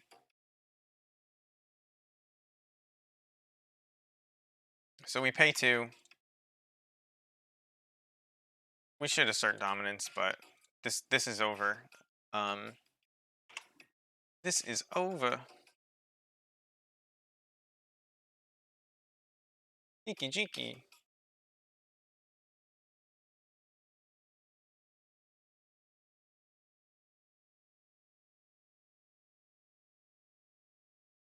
So we make a bunch of goblins.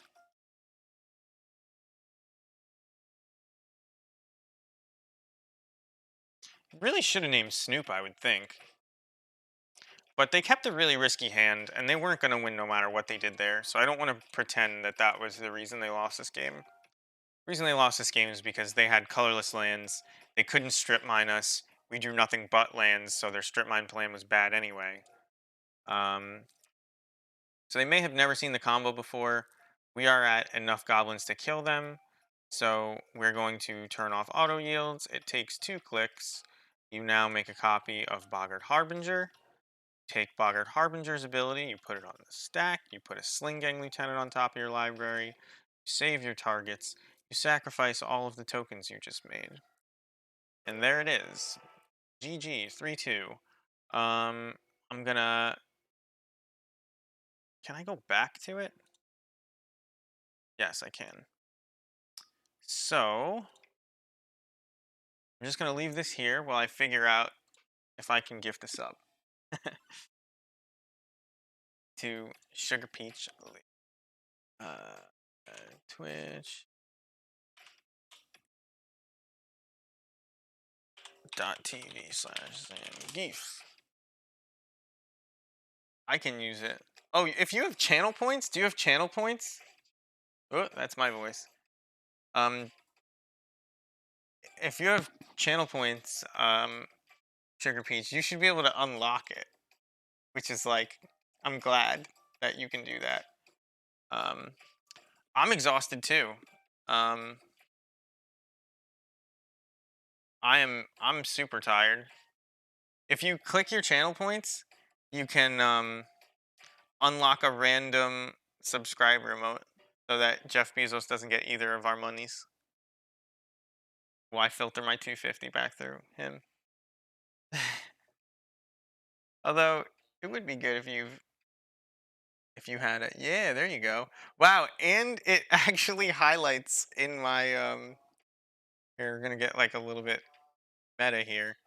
Oh no. Oh, why did that just happen? Stop it. Um yeah, you can see because it is my name just weirdly capitalized, it highlights it.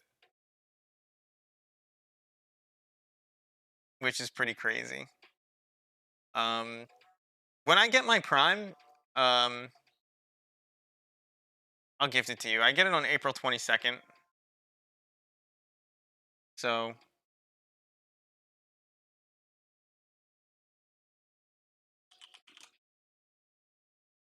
sugar. Let me just see. I mean, it's 20% off right now, but I don't care. Not really. And then you have to do it forever, right? So I'll gift you. I'll give it to you when I get Prime. Anyway, just a recap of the 3-2. We lost to Heliod. They crushed us. We had Pithing Needle both games. They put a bunch of counters on an Oriok champion and swung. Can't stop it. Not playing the colorless artifact goblin to block. Not doing that. And not playing Kozilek's Return to try and catch it as a 1-1. Second, we lost to Blue-Red Blitz.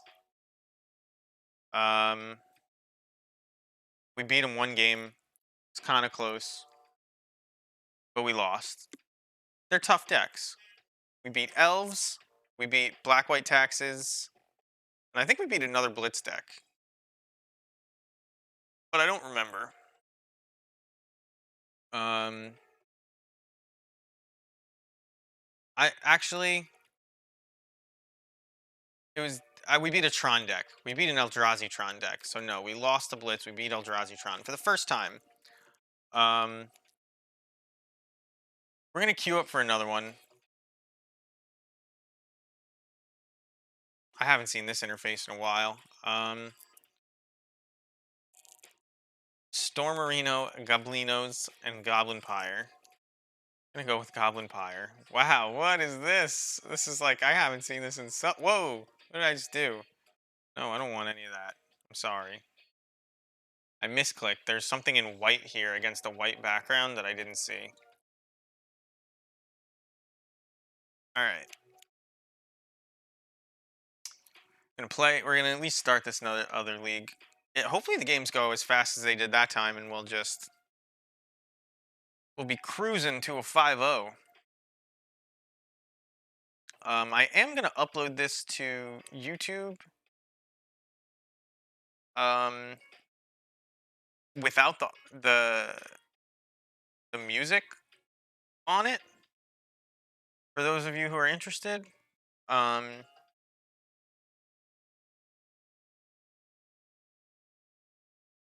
I'm recording it for the first time today, which means I have to upload this to YouTube after instead of just exporting it from Twitch over. I don't have it in any kind of fancy way where I can live stream it um, with the music and then have the VOD just have, like, the automatic Twitch VOD just have the audio. If you prefer it with the music, it'll still be on Twitch. So um, there's that. It's like an extra step that I have to do after streams because it fills up your hard drive quickly if you don't delete these videos. Um, so they're 4 hours long. They're only 720p. Still pretty big. So the Goblins have been feeling very 3-2-y lately. I think I've 3-2'd the last 4 leagues in a row. And then I got a 2-3 and then a 3-2 and then a 2-3, I think. That was like the records. But it's been like pretty much 50-50. How's it going, Ropeburn? Good to see you. There wasn't a Mog Monday today. I was like, I got the idea to try and get the raid from Mog Monday fucking 2 months ago. And there's been an excuse for him not to do a Mog Monday every week since. Every week since I've gotten it. How do we feel about this hand? Yeah, Frog Monday. It was good. I watched it. That deck, I mean, it showcases how powerful Arbor Elf and Utopia Sprawl is, but I think the Omnath deck obviously showcases that a little bit better. If this wasn't an Agadeem, I think I would keep this hand, but as is, I can't even cast Snoop. So I think I have to mulligan this. I've been mulliganing a lot tonight, but this is a good 6. And I can't keep this ringleader because if I don't draw a land, I'll feel so dumb. And it is Tron. So we are going to win game 1 against Tron, it feels like. Because we have kept the... I probably should have put Bloodstained Mire in, but whatever. Because we kept a turn 3 combo and they don't have interaction game 1. Now, they could have something absurd. Maybe if they... And it looks like Mono Green Tron. If they play Karn Liberated and they exile one of our lands, we have to draw another land. If they play something that kills our Snoop, we're kind of in deep trouble. We kind of just have to hope that they do something like Great Creator. But I don't think that you don't go for the combo against Tron game 1. Their payoff is their interaction. You're not beating games where their payoff is really good anyway by not playing. Like, let's say they have Karn liberated here. All right, so they have the Great Creator. It looks like they're going to they will likely try to get liquid metal coating. I don't know though. We'll see what style this guy has. They usually go for liquid metal coating and try to play like this mana denial game, which is probably enough in most matchups. We do have another land, so it's not going to work for very long. But it's gonna hobble us for at least a turn, and then we'll see if oh, he gets Worm Coil Engine, and he has O-Stone, but he's just dead. Sorry. I respect making him have it, but I don't think you get there now. I'm sorry to say. Actually, I'm very glad to say. You know what? We're gonna pretend we're Omnath today. We're gonna make black mana. I guess there's no black mana in Omnath. We're gonna pretend we're just powerful and make lots of colors of good mana. So we use Boggart Harbinger, we grab Kiki Jiki, we make copies, we save the targets. We make enough to fill up this, and then 2 more. We'll make 3 more, but it's just 2 more that you need, I think. Actually, you don't even need to. You can sack the whole board and go for the flawless victory. But I'm always afraid that I miscounted by 1. I don't want to do that. But this Tron player is very dead. This would be enough, right? 10, 11, 12, 13, 14, 15, 16, 17, 18, 19, 20, 21. Yeah, so let's just... Maybe it's not enough. Alright, I'm going to make 1 more for good luck. Did I count wrong? I don't even know. I almost did it. I think I made 3 extra afterwards. So there should be like 4 goblins on board. Yeah, he doesn't even let us go for it. I don't know. I usually like to do it with all tokens instead of real cards, just in case something goes horribly wrong. So here, I don't like this card against Tron. We can't turn to it. We can't cast it under Blood Moon. We have it for the 5-color Niv matchup and Eldrazi Tron. But I'm going to bring it in even though I don't like it.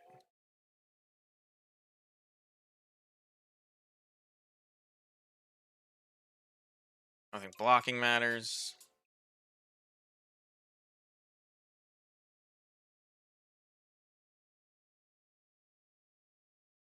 Theoretically, Krenko could matter, but...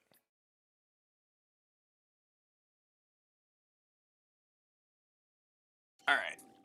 So this hand is actually not that good. Double Blood Moon. I mean, you have your basic swamp. You have to draw something to kill them, but Blood Moon doesn't just stop Tron dead. Like, they have plays they can make on 5 mana that are powerful, and like that's what we've got. So I think we have to mulligan that, unfortunately. This hand doesn't do anything against Tron. This hand at least combos them. I have to throw back 2 here. I want to keep the Crater Maker, but I want to have 3 lands to combo. Do I just hope that I draw a land?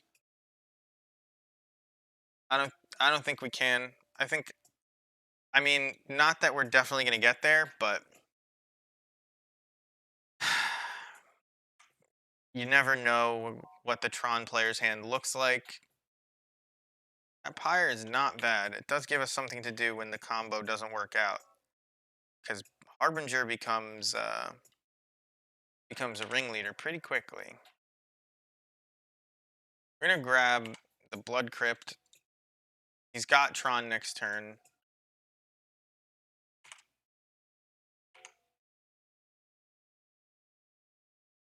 Alright, second Harbinger. It's like not exactly what you want, but does our life total matter? Probably not.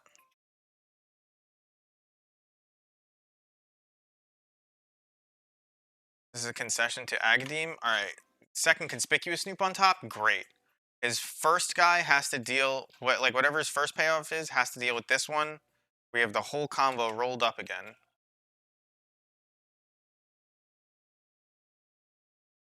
I assume he exiles. Wow, he goes for exiling our land. Now, I can't play this Snoop, but I can play a Pyre after hitting him.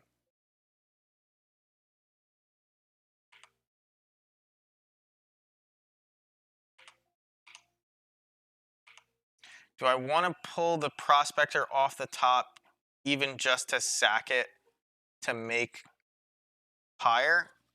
I feel like the answer is yes, because I need to draw a land. Yeah.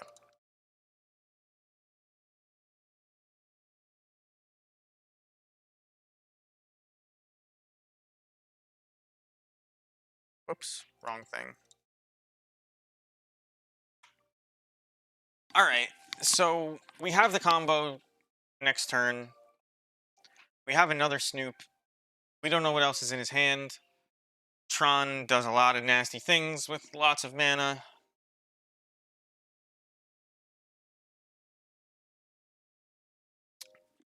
But we are not dead on board. He's dead on board. So if he plays Wormcoil Engine, it's lights out for him.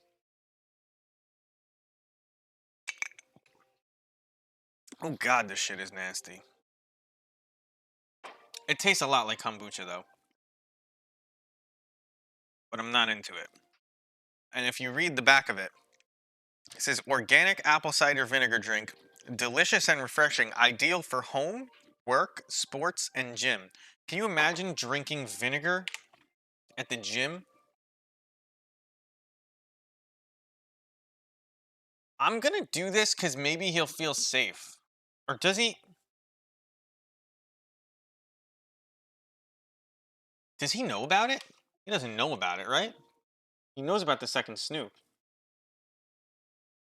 He has 1, 2. He has 6 mana. I think I just have to.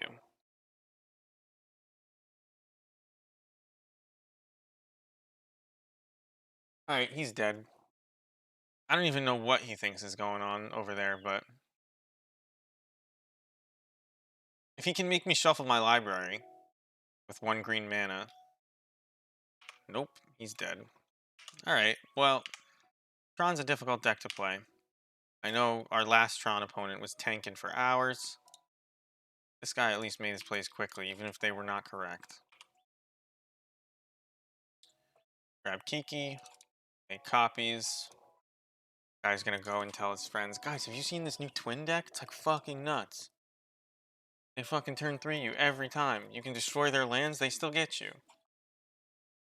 I would hope to see 2 more, 3 more, 4 more matchups just like that.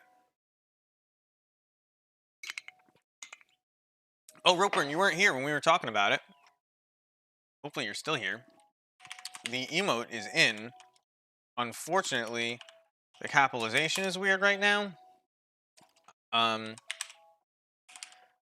working to get it so that it's both are capital, the 2 last letters. It's just easier to type. You just get to a certain point and then you hold shift. Doesn't really matter. I think most people click them. Let me know if that matters to you. But that's my plan right now. This is a decent hand. You obviously have some of your great 4 mana goblin plays. And you have the combo. How could you 4 anti-sobbles. I'm about to order 4 anti-sobbles. Very soon. Cause I don't know, I'm getting the paper itch. I feel like the world is healing and maybe there's gonna be a modern GP that we go to and live stream for all you guys. For all 4 of you. I wouldn't do that. I'm sorry to I'm sorry. I wouldn't make my whole day into a live stream for that. But I would report on it.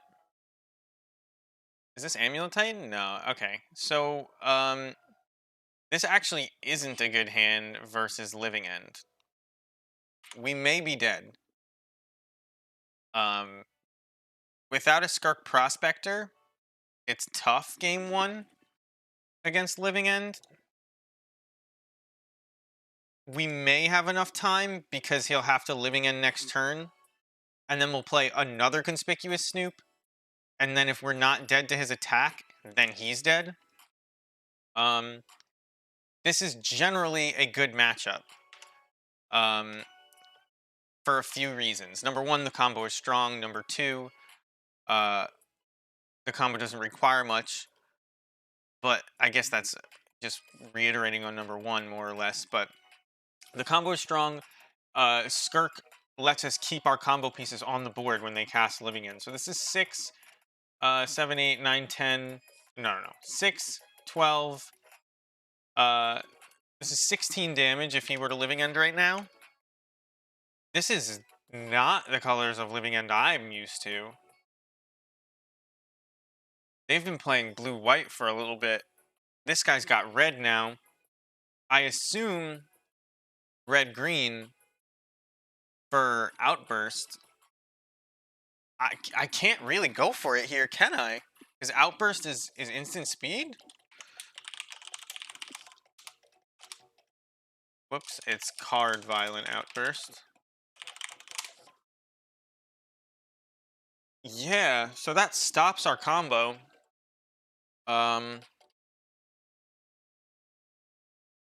He is contemplating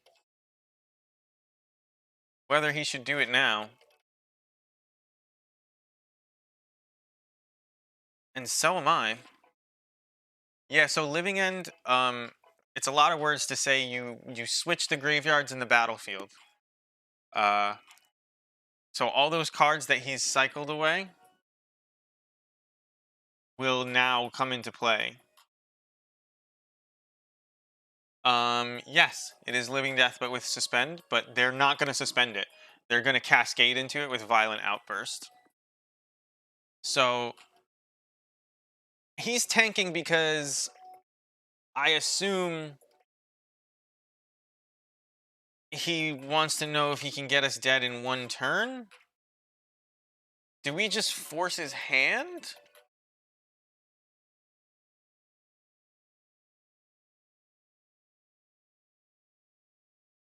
What are my other options?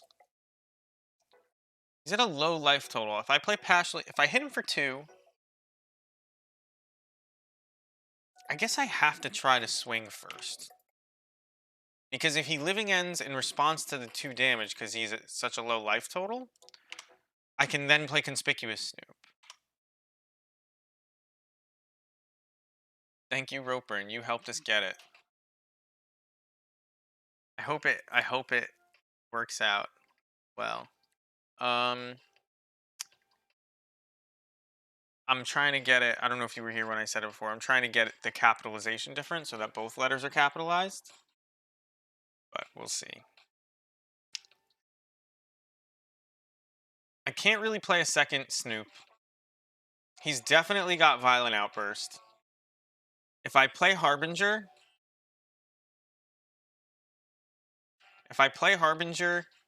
and he Living Ends, I can put another Harbinger on top, untap, play Snoop. But then he untaps and attacks me for whatever, a lot. I actually don't have any good plays here, and it's just paralyzing me, the fact that I can't believe I'm probably going to lose this game, but it's not that big a deal. We have a great matchup against Living End, so if he doesn't have it, he doesn't have it. It looks like he's got it, for sure.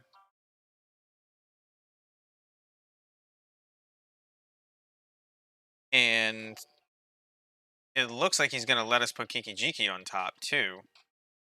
This would be his last chance to do it without us being able to respond. So we'll put Kiki Jiki on top. And if he tries anything... oh, because I already attacked, we can't do it? Oh, I fucked up. I'm so bad. Well, I wasn't paying attention, I guess. I was thinking that I need to just... Alright, so he had the interaction anyway. So he's gonna prevent us from comboing that way. I suppose he doesn't have it, though. Violent Outbursts. Which is why we're going through this farce. But with him at such a low life total, I'm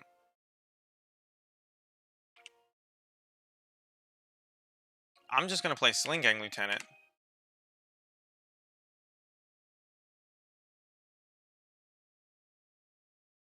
And Sling Gang Lieutenant, much like Skirk Prospector, protects us from Living End. It comes back into play. So he's dead. Now that he's let it resolve, he can't play his payoff spell anymore. So, yep, you can have that. I don't know what he's doing.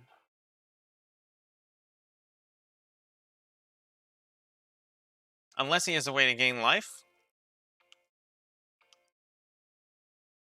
Brazen Borrower can't block.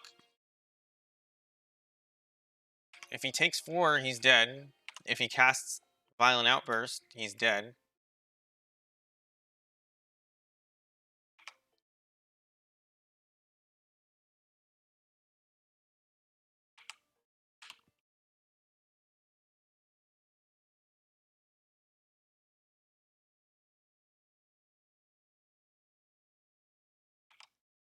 So we're going to let him do it. You have to let them put their Living End onto the stack first, and then it's not a bay. So now we sack our whole board. It's all going to come back.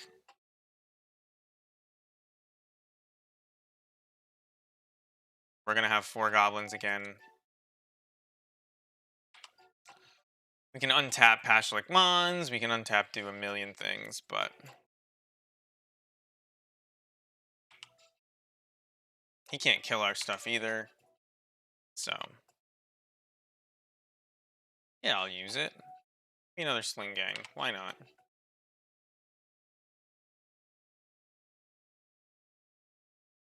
He saw this Pashalik Mons, so it's not even like I'm hiding it by not playing it. He just didn't.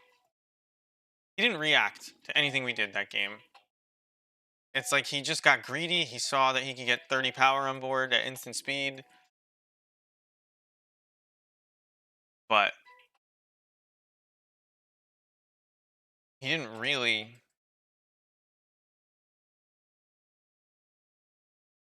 do anything. And now we bring in 3 Relic of Progenitus, and that's enough. But we're going to bring in Crater Maker because it's good to get goblins in play that can die.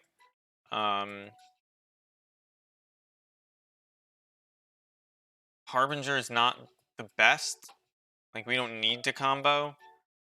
But Pyre, Vile, Harbinger.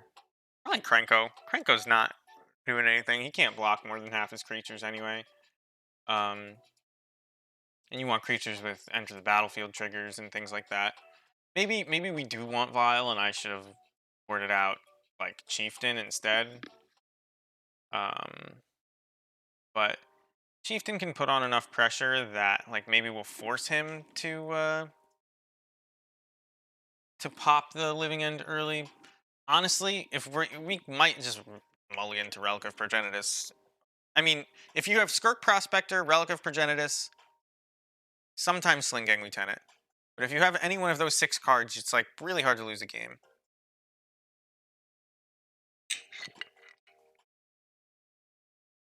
Oof. That is some nasty stuff. In fact, maybe because of that, taking out Ringleader and putting in the 4th Harbinger is better. And maybe taking out...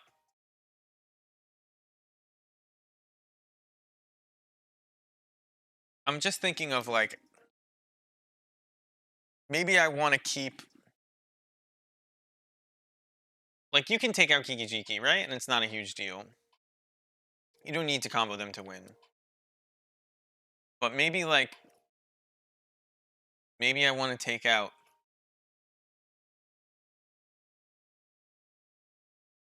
something to put in another Vile. So, like, theoretically, you can... Vile in Prospector, instant speed? That doesn't make...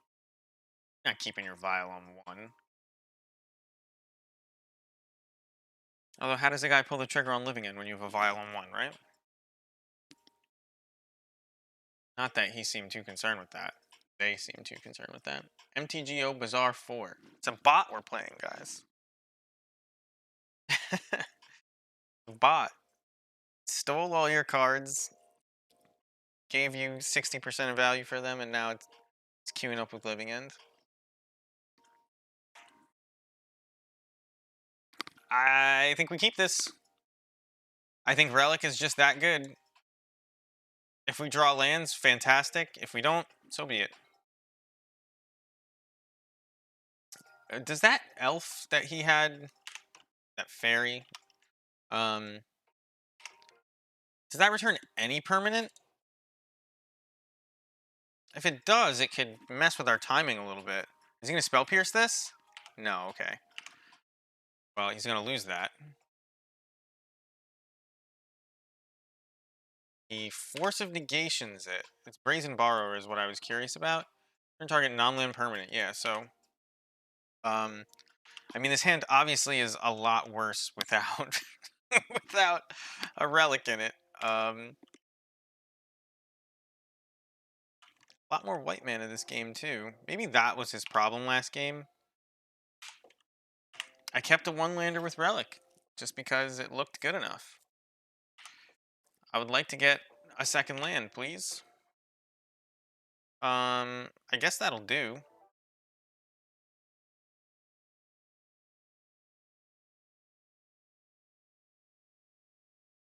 Just get it into play. It can go to the graveyard. I mean, he's got to have a living end payoff, right? So we could just be dead here. Because we don't have a way to really mess around with that. Although if it's a small one like this, then we have a couple turns. So if we draw like a mountain, we draw a mountain, then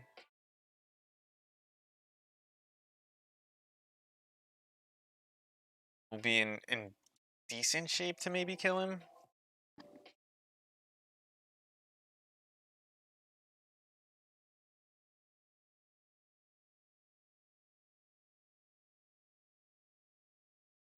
You can't cheer in your own channel, did you know that?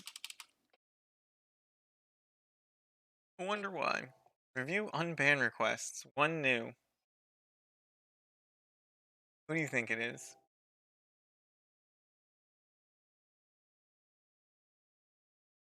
Oh, why did it pop up a thing? Oh no, that's bad. It like popped up a web browser. And now I'm echoing. Alright. Now I went to channel page. My chat's all fucked up. How do I refresh this thing? Refresh chat. Alright, we're back to the beginning. So we 3-2 enough leagues, we get the Magic Online Sparky matchup. Magic Online Sparky matchup? What is that? I don't know what you mean by that, Roper.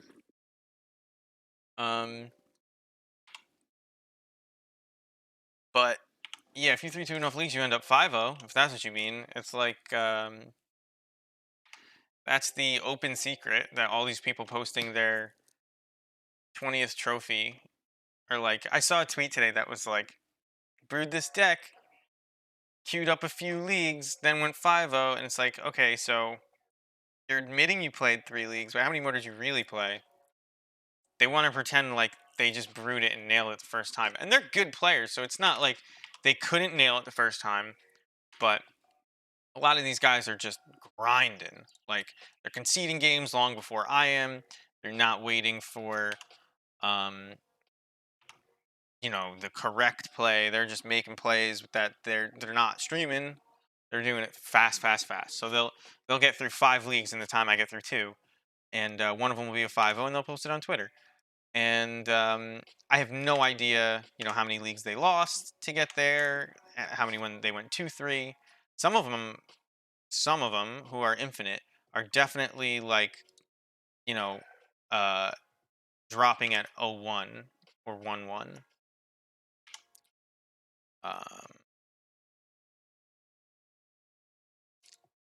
None of that is to say that that's all wrong. It's just to say that the way you become victorious in Magic is by playing it a lot. And okay, what can I get here? I don't think I can do anything better than putting him dead next turn and forcing him to do something about it. The way, like, even pros,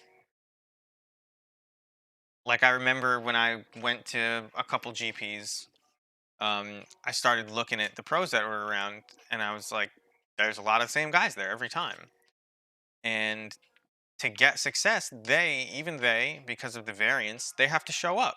to a lot of GPs and scrub out of a lot of GPs. A lot of them go first of all, they get 3 buys, but then a lot of them don't make it deep in day 2 even with the buys, even if they get to day 2. Um Oh, that now I understand. No, this guy, he's not Sparky, but he is and so I can get my Snoop back into play here and he doesn't realize it. Oh, wait. I was supposed to wait till he casts Living End. Is there any way this guy isn't casting Living End? All right. I actually fucked up that. Um but he's still dead. He could have embarrassed me. Is he going to bolt my Conspicuous Snoop? Is there any way that I don't go for it here?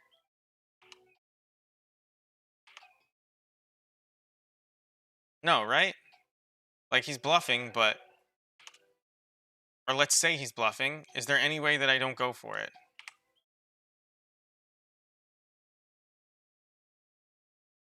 What could I do instead? He's got a flyer, a 6/4, um, nothing, a swamp walker. We have no swamps, right? Yeah. So he's got a flyer, a 6/4, a 4. So he's got 2 flyers and things that we'd have to chump that could buy us more time. But does searching for Sling Gang Lieutenant really win this game? 10, 16. He has 20 damage, 8 of it flying. I'll have to chump.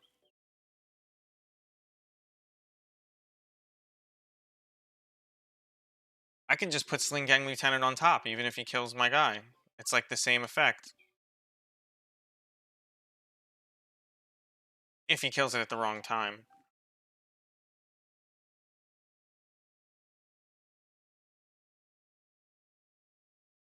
But I assume he has 1 piece of interaction, so we'll wait.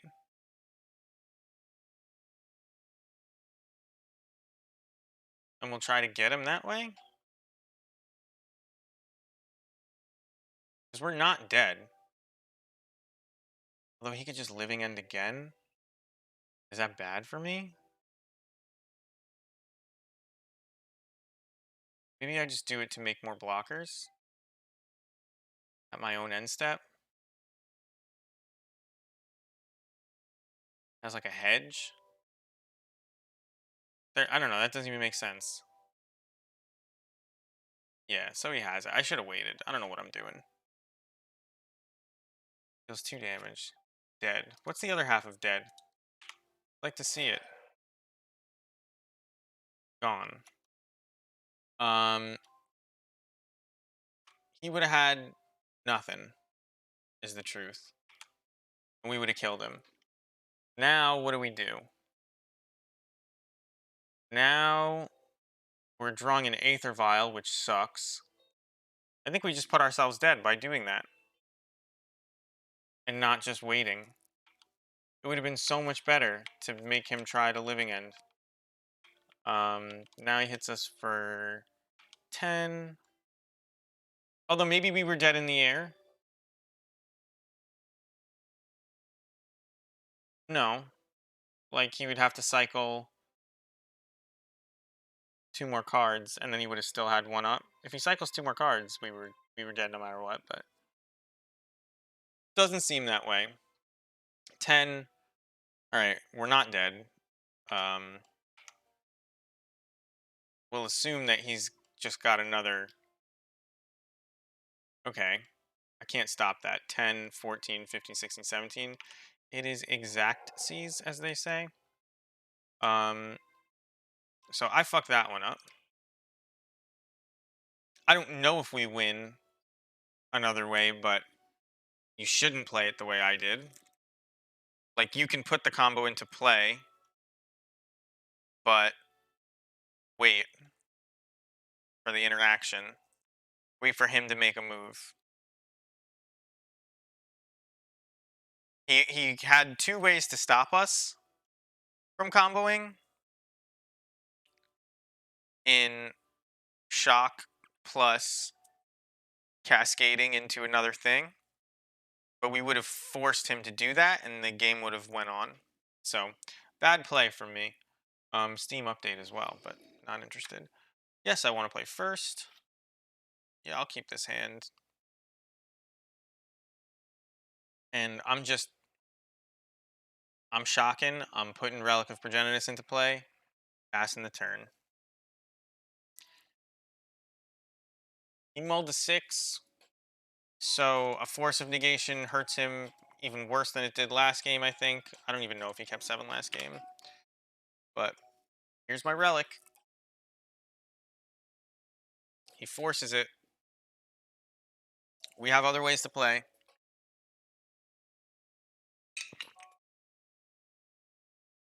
But he did have the Force both times.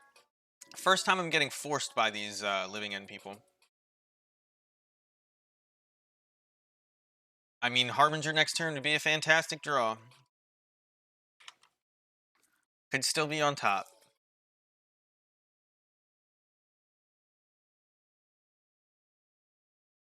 I think well, depending on what's underneath this mountain, we hold up Munitions Expert to kill our Conspicuous Snoop. What? Is he playing Possum? Does he have a white land over there? And he's just hoping, I think, that he's got nothing?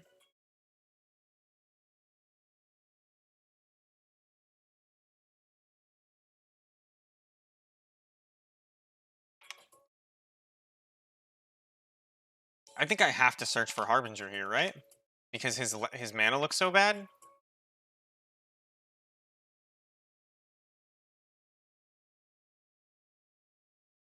I could also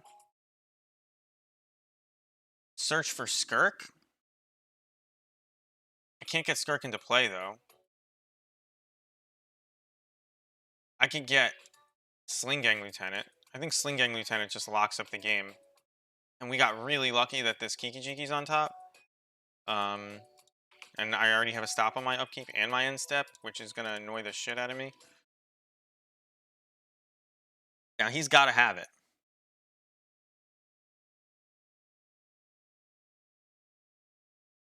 He's got to have it, and he's got to cast it right now.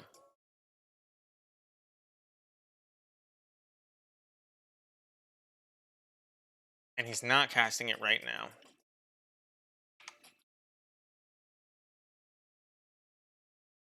We're going to make infinite dudes.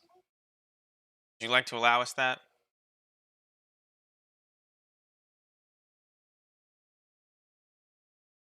So he deals 2 damage to it. That's fine.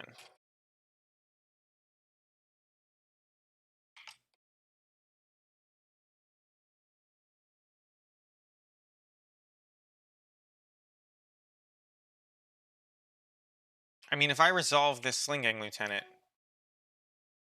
with him at 14 life, am I okay? I think so.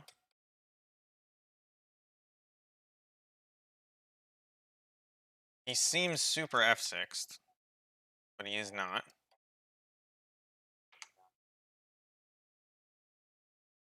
So if he casts Living End, he takes 4. We get 4 more goblins back into play.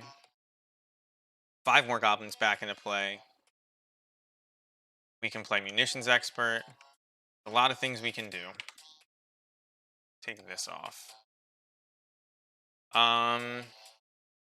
So if I play this, I don't get to play Munitions Expert. But it really does put the pressure on. And they all come back. Now he's supposed to wait for us to attack. I assume he will.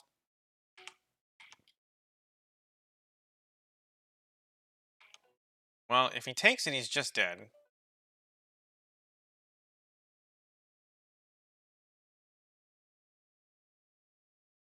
He's going to return my Sling Gang Lieutenant. 2, 4, 6, 8. I think I have to sack the Sling Gang Lieutenant. He takes 8, he goes to 6.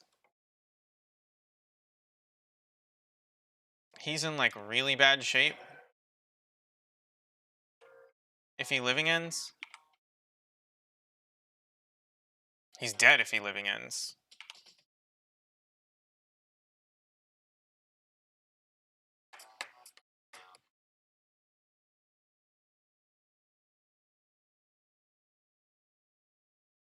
Yeah.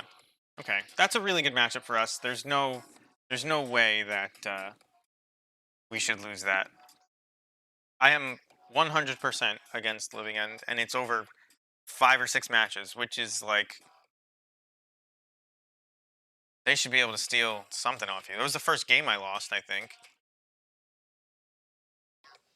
But it's not my fantastic play. It's that it's an awful, awful matchup for them. MN Mention Nazca. Well, this hand is very bad. I mean, if you draw a Snoop, you're in good shape, but it's not like I've...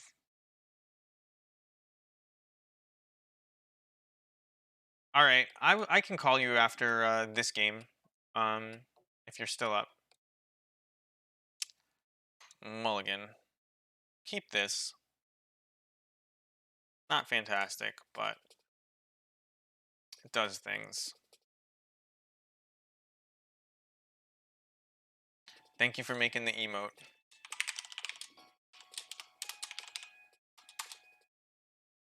Have a good night.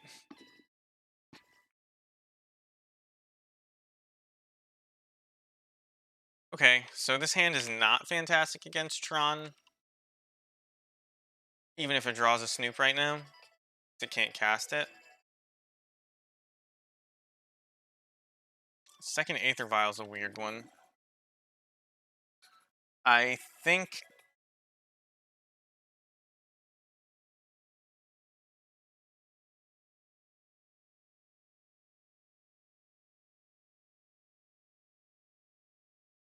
I just want to get this into play and pay Echo, even if I draw a land. What the hell just happened?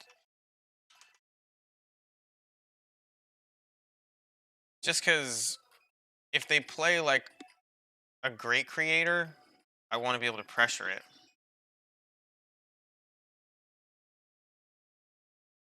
So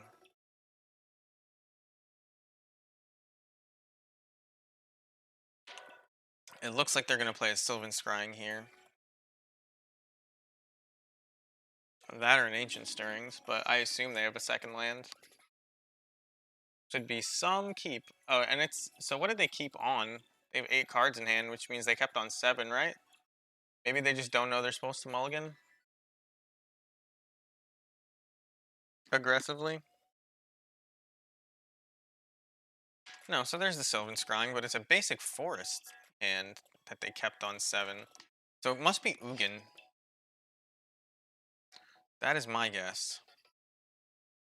I'll pay Echo so that he can't 0 it. Yes, we tick up.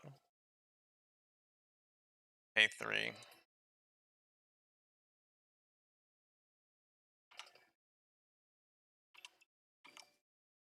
I'm expecting to get Ugin very shortly. And have to violin this Harbinger to get the Crater Maker.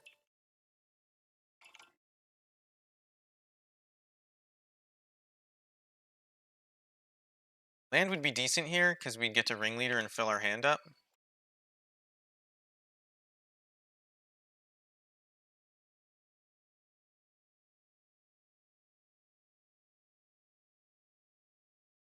That's not the worst.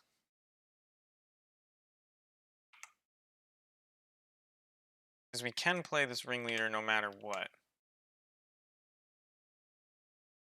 So I think I'm going to put a Crater Maker on top.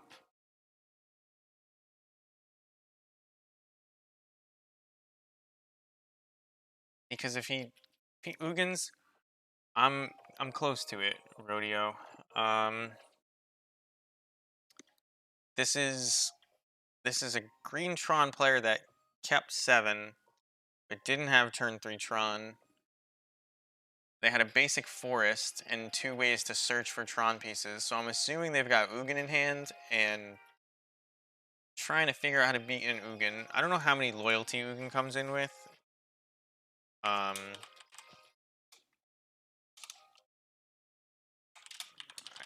it's like Ugin Spirit Dragon.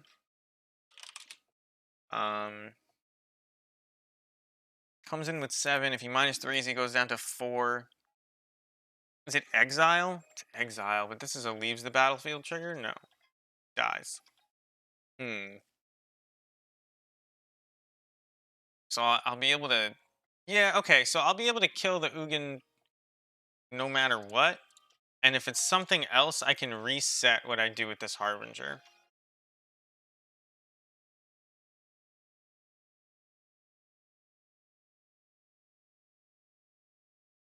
I guess you could just get Skirk here. But I think Crater Maker, like, how do you not get Crater Maker when you think they're going to put Ugin into play? You know they're going to Tron you with something Tron-y.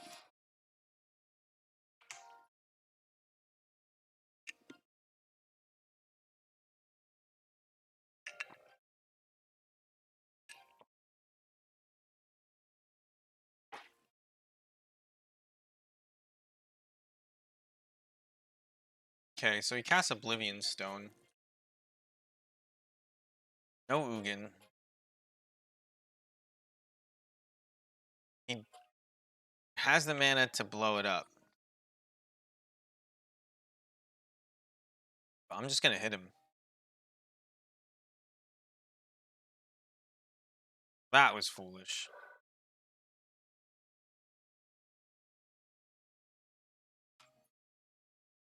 So, no Ugin. Oh, fuck. I forgot that it killed Aether Vials and shit.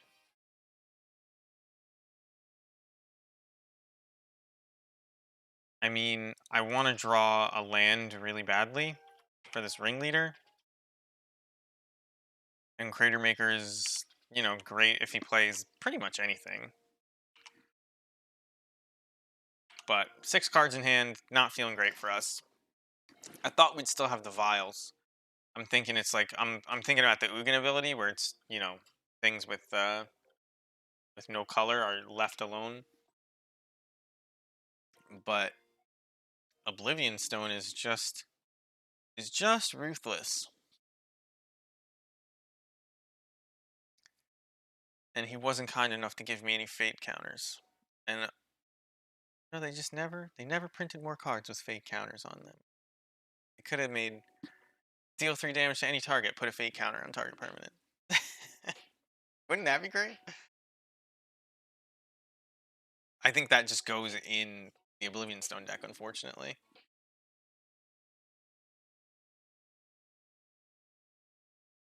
So it's like build your own Plague Wind. Although that's cool. They should do that. Modern Horizons 2, are you listening?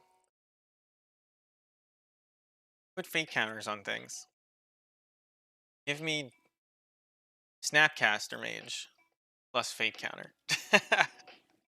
That's disgusting. So Wormcoil Engine we don't really care about as long as we're working our way towards the combo and we can keep a board.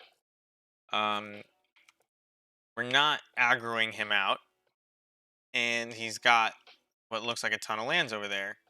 So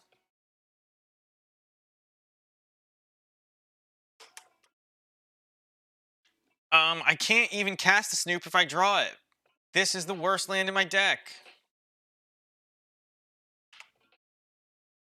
I don't know. We just got to pass. How crazy is that?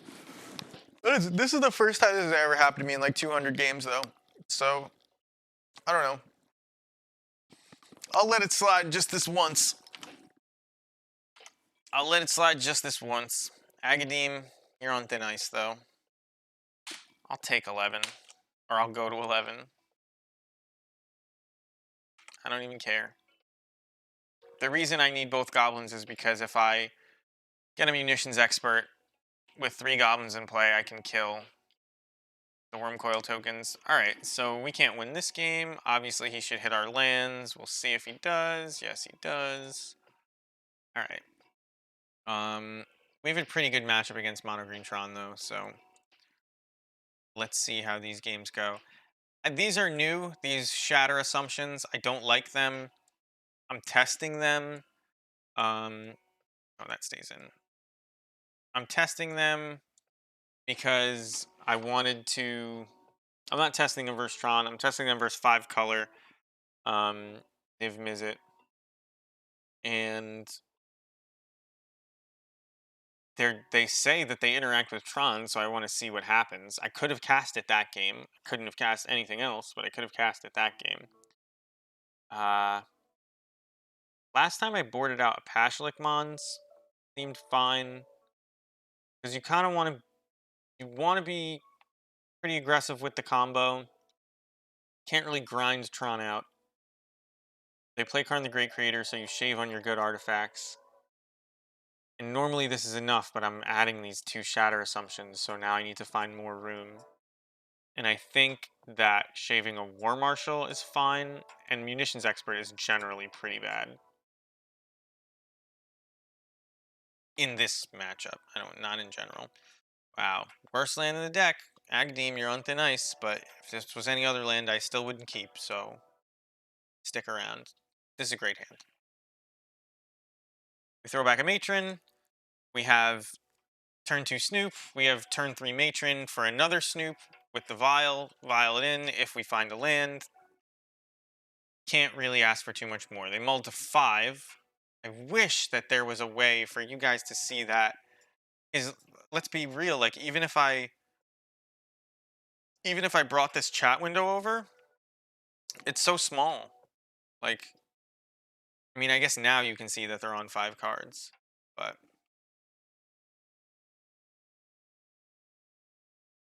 so we turn 1 Aether Vial with them on 5.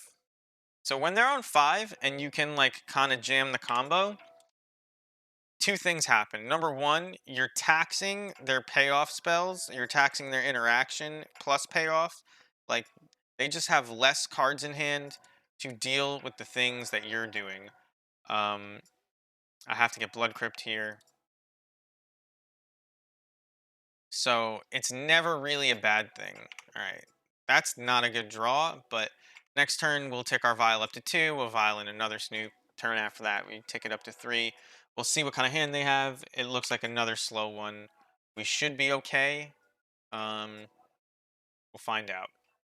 Wishing we had a land, though. If there is a Skirk Prospector on top, we win. But gotta have that Skirk Prospector on top. Not the case. Do I just pull that out anyway? I think you do. Definitely hit him for 1. I mean, I'd still like to draw a land, but... Okay. What could they have next turn? Nothing, right? Yeah, they can't have anything that interacts with this Snoop, but oh, there's no reason not to pull this off the top because I can Violin the Snoop. I don't know what I was thinking. Having 2 Snoops should roll the game up here. And being able to Violin a Matron to search for another Harbinger at some point. Even if we didn't have the Harbinger in hand, we would win, is what I'm trying to say, but I actually said something completely different. They can't have anything that stops us from winning here, I don't think, because of the second Snoop. They can Spatial Contortion us, but that costs 2 mana, so they can't get all of us. We tick up 2-3. We play. It doesn't really make a difference. I'm always tempted to play every card that I can. Because, like, I can't use this mana. They can't flash in anything. But I could also just violin another patron and card advantage. Not important. So we get Kikijiki on top. Make a copy of ourself. Save targets. Make a million. Kill him. Kill him dead. Run it back just like that. Hoping they mulled 5 again, but also hoping for, like, you know, the turn 2 Blood Moon play. This hand doesn't really do anything against Tron, unfortunately. You can't keep this. It does things, not things against Tron. This hand, I think I can keep against Tron. We're going to force them to interact. We're going to force them to interact with our Snoop. If we draw another land, we get to play Blood Moon. We don't necessarily get to fetch a swamp with this right now, which is not great. They're on 4, though. So Blood Mooning them on a mulligan to 4, probably good enough. We have Pyre, so we don't need to be able to cast our Boggart Harbinger. Another Snoop, not a bad draw. Yeah, so we don't need to be able to cast our Boggart Harbingers and black cards because if we get this Munitions Expert into play, we can Pyre it up into a Boggart Harbinger and combo that way. So we'll see. That's if we, you know, Blood Moon. We can also pod the second Snoop away. They have a basic, which, you know, pretty good against Blood Moon, but I don't imagine they want to cast green cards.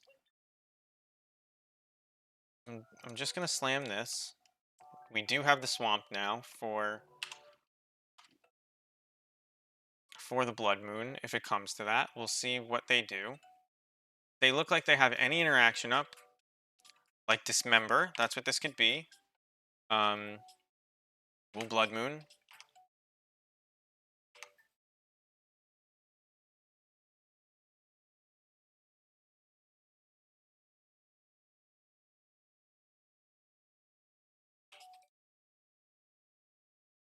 Next turn they'll have 4 mana. Likely won't do anything. Come on. Okay. Well, they were totally F6'd, so we could have just killed them, but instead we played Blood Moon. But we didn't know that. Couldn't have known that. Could potentially give them enough time if this is a Great Creator, and it is. We can kill the Great Creator, and play Pyre, and we just kill them next turn with the Pyre, like I mentioned before. It kind of doesn't matter what he gets here. I assume they usually go for, like, Liquid Metal Coating. He gets Ensnaring Bridge, it doesn't matter.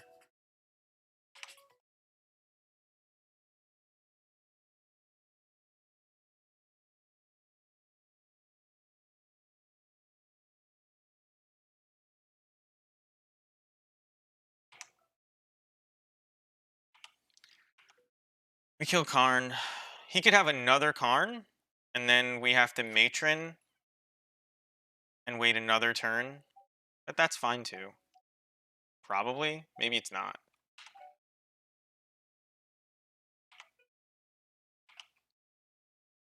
This could be... It can't be Spatial Contortion. Could be a Destroy Target Enchantment effect. We'll see if he's dead.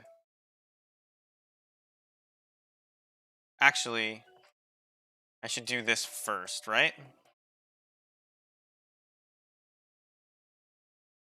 Yeah, if you play Snoop first, you can target the non-hasty Snoop. It doesn't matter. You can target the non-hasty Snoop with the other one, so that a removal spell doesn't completely blow you out. I guess it does either way. You're done comboing. We win the match. Quick 3-0. Oh, I said I would call my girlfriend real quick. I will be back. We'll go for the 4-1 in just a minute. I'll put you on this nice be right back screen.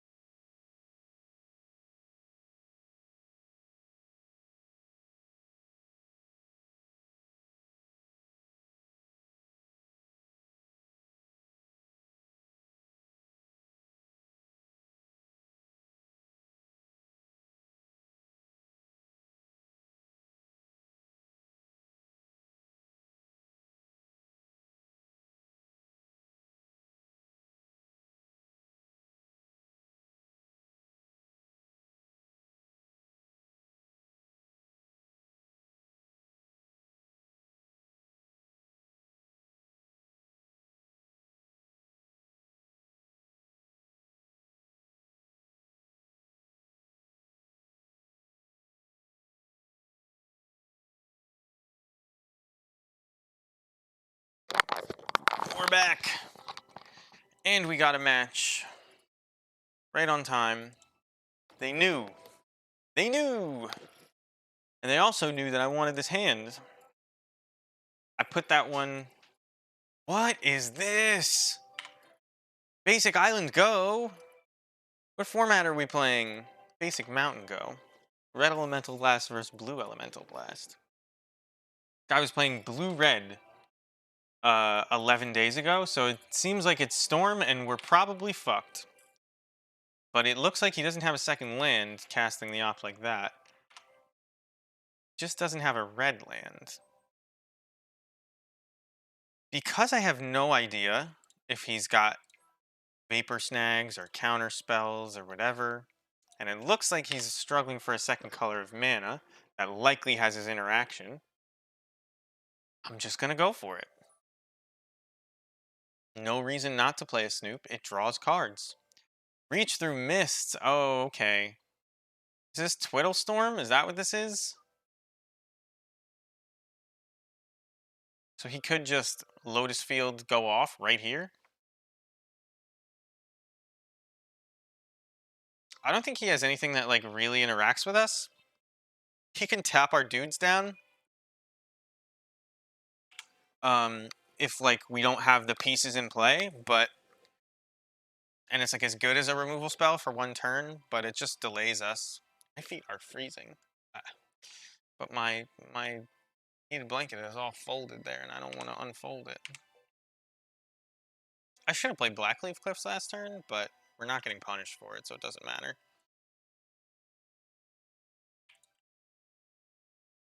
We'll make blue mana, show him that we're one of the boys. We make land mana that comes from islands too. So he taps our guy, like we talked about.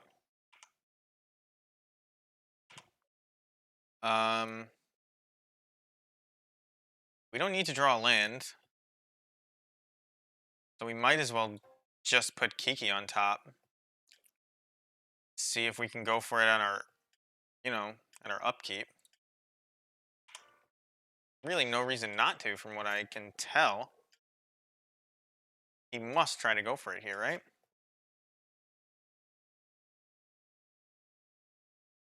So we made him use a Twiddle. We don't know if it's really a big deal, though. We have no way to interact with this combo.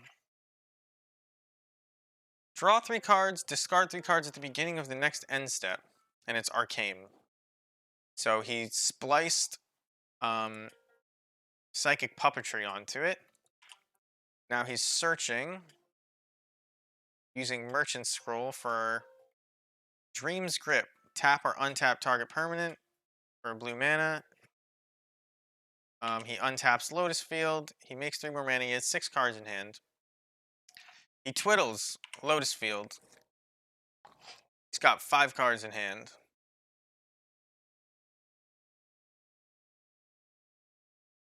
He passed in Flames, which means we're going to bring in Relic of Progenitus.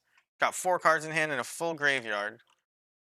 I assume Twiddle Storm can't fizzle, but I have no idea. This is mono blue Twiddle Storm too? Didn't I F6? Like, just yield.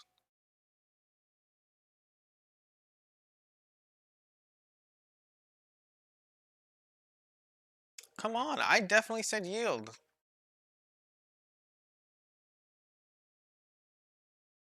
So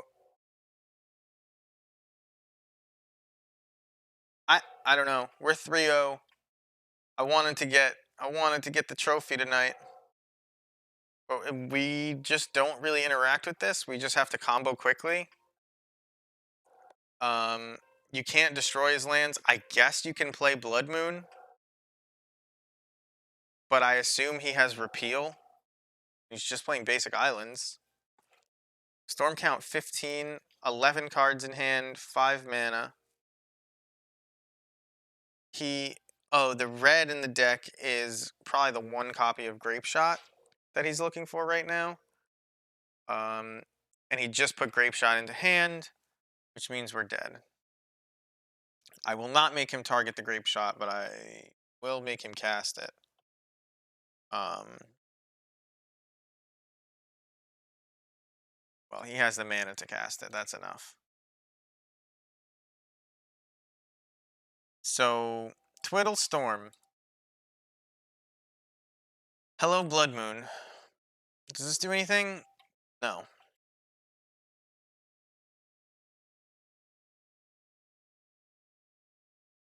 So, this is not going to be a long game. These munitions experts don't do anything. Maybe I want to pyre over that.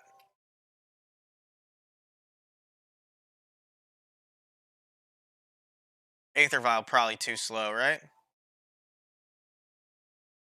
Maybe you like go in response to him comboing though, so we'll leave the 3. If we get a land, we get to put a Blood Moon into play before he can Lotus Field. I don't think I can mulligan this hand. We have 2 turns to draw land.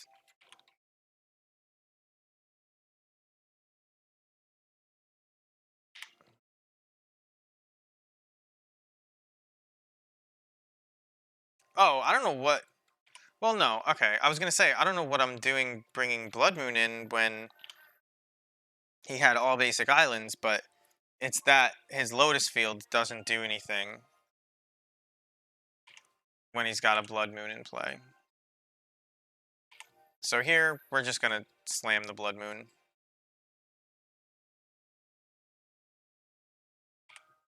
I hate this upkeep stop. And he's dead next turn, by the way.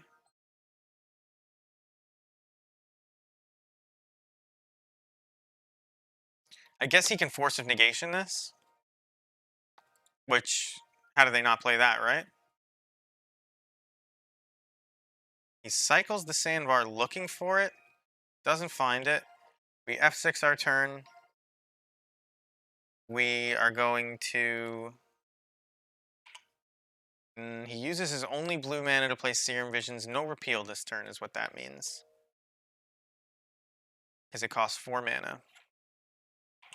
So even if he played an island, it wouldn't get him there.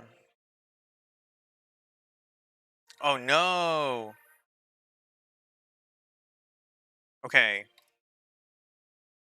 We can salvage this. We're going to put a counter on the Aether Vial. The reason I said oh no is we got the Sling Gang Lieutenant on top. Can't draw the second one. That's not good. We use the Matron to shuffle our library. And hopefully not have it end up on top. We get a Harbinger. It is not on top. We draw a piece of shit land card. Team's Awakening. We play the combo. If he has bolts, he's got bolts. We can go for it again next turn. We gave him the red mana if he's got it. Doesn't seem like the type. But maybe. And we'll have learned something.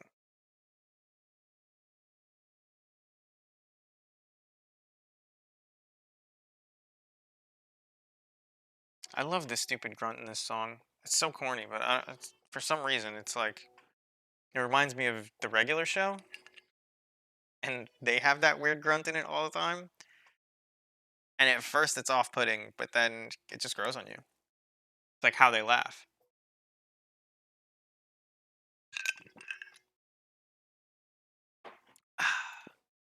Ugh. Apple cider vinegar, delicious. Not delicious.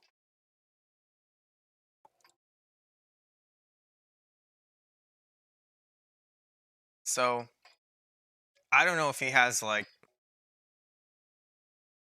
a plan to interact at the last second when he goes to, when I go to copy Harbinger, but he could.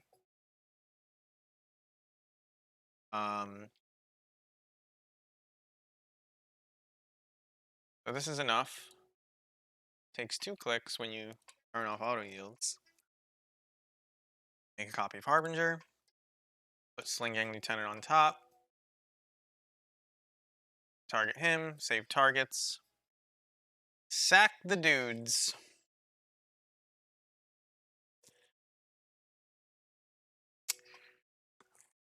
I don't think we can really do anything else. I mean, got a turbo combo. So I've been thinking about brewing a turbo combo list for this. This is for his 5-0, by the way, I just noticed. Or Miss Tar? This is another woman. This is for her 5-0. I mean, you gotta keep this. We don't get out ahead of a Lotus Field unless we draw a Skirk Prospector. But that buys us time. So...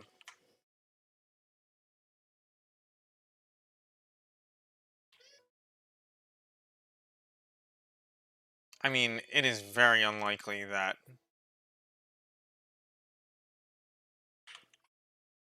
we get to manage his graveyard with this relic, but no reason not to try.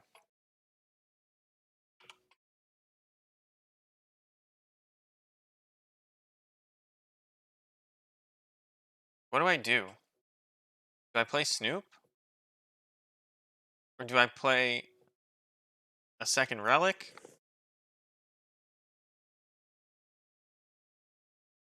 I gotta feel that I play a second relic.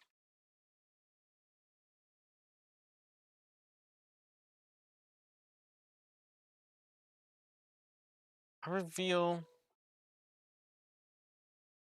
Kiki Jiki. Play a second relic. Next turn, we're gonna try to slam Blood Moon.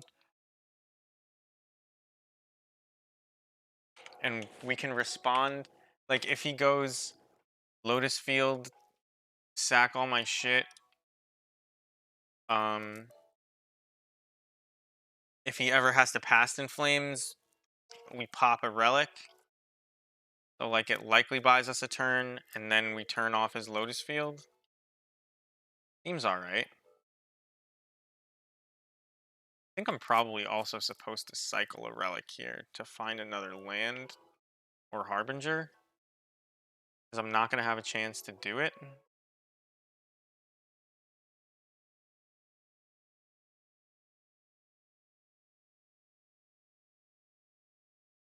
think I'm just going to cycle one.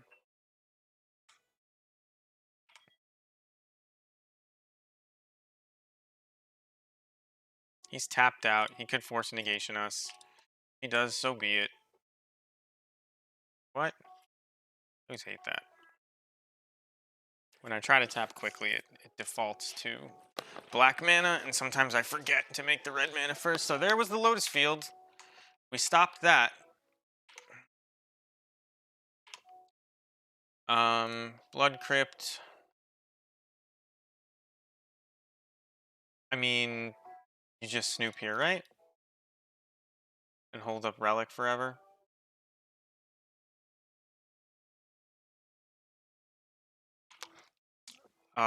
Next turn, we'll probably play... I don't even know.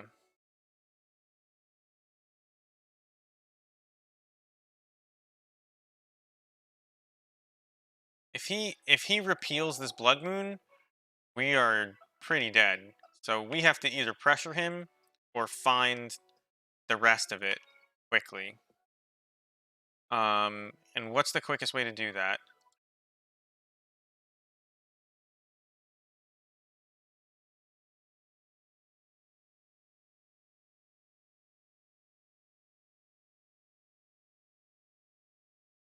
I mean, casting Kiki Jiki doesn't do it. I think it's just Snoop plus Chieftain.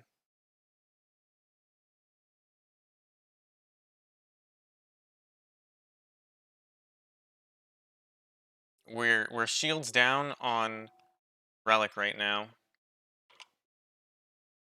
but it's so that we don't give him another turn to find repeal. I don't know if you stop Twiddle Storm with Stern Dismissal. Yeah, so we were never beating this? Is that what it means? Did I just fuck up really bad? Wow, that's really good for a combo deck. And I didn't... Wow. Okay. I think we're just dead. If we would have had Boggart Harbinger, we still lose. So there's nothing like, you know, oh, I just gave him too much time. Like,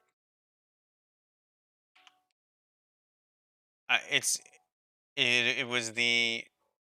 It may come down to the fact that we went shields down on Relic. Which, looking back on it, if I would have hit him for 3 less, he'd be at 15, and I could probably still kill him next turn. Right? Like, yeah. It was just not necessary. Because it's 8 damage just with the Sling Gang and the Chieftain, and...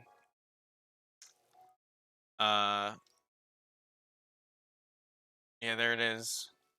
Which, I mean... He doesn't have that many, but... I guess he would never have died, but I didn't need to go shields down on Past in Flames. Yep, don't deserve the 5-0 with this one. He does deserve it. Because this... Well, I mean... He played fine. It's not like it was complicated, but he beat a Blood Moon. In his land deck, which I assume is like... He must expect that all the time. Back up to 8 cards. He had 3 cards in hand, and now he's back up to 8. I guess because he's drawing 3 cards with these things. Psychic Puppetry. He's revealing over and over again. I have no idea if this deck fizzles. Got 22 cards left, and I can't imagine I'm not dead. Here through depths. I think he's done that like 4 times, so there's no way he doesn't have grape shot, right? He's still peering though. Jwari disruption. What is Jwari disruption? Force spike for 2 mana. Okay. Um,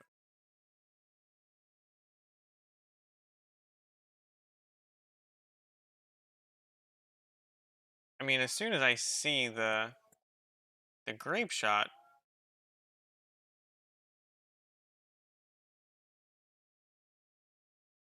all right, concede. Good game. He only had 6 storm when he cast the passing flames. We would have stopped him, and it would have been a game. So we misplayed, sort of a punt. It was a decision saying I don't want him to find answers to this blood moon before I kill him. So let's try to kill him fast. But I had 1 extra turn in me because of the relic, and I should have known that and not tried to put him dead in 1 turn. And it was not even faster. It actually wasn't even faster. I just made a bad play. But you learn. Never tap out of relic against a storm deck. Just don't do it. It's so easy for them to win once they cast Past in Flames. And their whole deck is generating mana to cast Past in Flames. So just should not have done that. Anyway, this is going to be our last match of the night. Hopefully we go at least 4-1. Hopefully we win this match so we can get, a semi-positive record on the board again. Should have been more of a game. I don't know if we beat what he has in hand, because he can go off at least partially there, and he could have echoing truth my relic had it still been in play. So maybe I did make the right call. I keep this. I think Vile into Pyre is fine. Cami 2070 is on 5 cards. I think this is like pretty much as fast of a kill as other hands without turn 2 Snoop, like natural Snoop. Like I think we can get there on turn 4, although that is one of the worst draws in the deck, so we'll see. Snoop off the top would be great. Land off the top would be great. I mean, worst case, we're matroning. If we draw land, we're matroning for a Snoop and volleying it in, right? That's why this hand was keepable. It's another mono green Tron. We should be fine against mono green Tron. We have a good matchup. So if you're looking for the deck to play, might I suggest Goblins? Get this upkeep stop out of here. I'm gonna reveal Pashalik Mons so that we look like we're not playing anything complicated. I would really like to draw land or a Snoop. Land or a Snoop would be great here, especially considering what he just did. This is going to be the 3rd Tron land. So he's got Ugin mana next turn. I would love for him to tap out for an Ugin here. I'll just Blood Crypt, I don't care.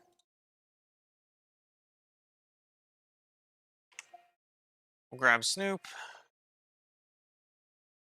We'll wait to see what he plays. Hope he taps out for an Ugin. If he holds up something or if he plays Oblivion Stone. We still have plays.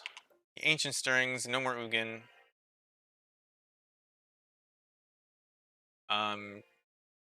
But Notably, I don't think any of his cards other than Oblivion Stone save him. Okay, so he Karns. I think he's dead. He's gonna target what? He targets Pyre of Heroes. That's fine. I guess he has to hope I don't have it in hand. That's his way out of this. And yeah, he took it. So he is dead.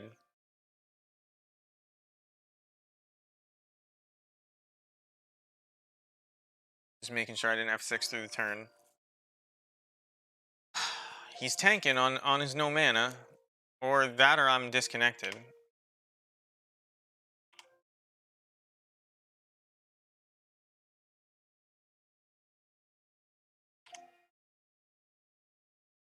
I don't know if people know that this is a good matchup for us. Or if I'm even correct. But online at least, they just do not. I'm doing this just for mana efficiency. But it obviously I could have tapped out to play it. If we had both of our sling gangs in hand, we would still have one because of the vial and the 4 lands, and we could have played one of them. We could even play Pyre and activate it on like Matron or something. I don't know. I don't know what we would find, what the point of it would be. We could just pass the turn with Pashalik Mons. I can play Pashalik Mons here, but maybe he hasn't seen Sling Gang Lieutenant, so um, maybe that's worth doing. Let's do it. Why not, right? I can't think of a good reason why not. And I never do that, so.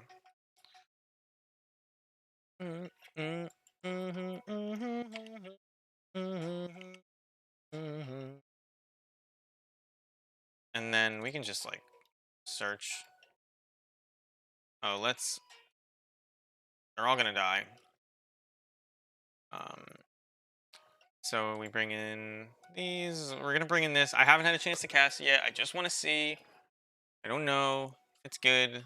I don't suspect it that it's good. We've been taking out.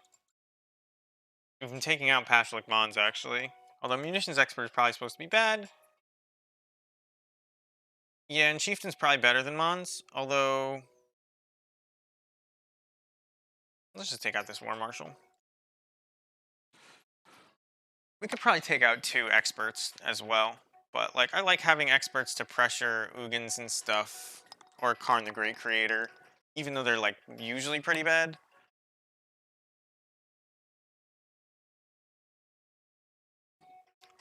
But let's see if we can roll this Tron player up. They're on the play. We have they mulligan to 6. We have Skirk into Snoop into Matron. Find Boggart Harbinger. Skirk, Snoop, Matron, find Boggart Harbinger. That's not enough mana, right? Because you then can sack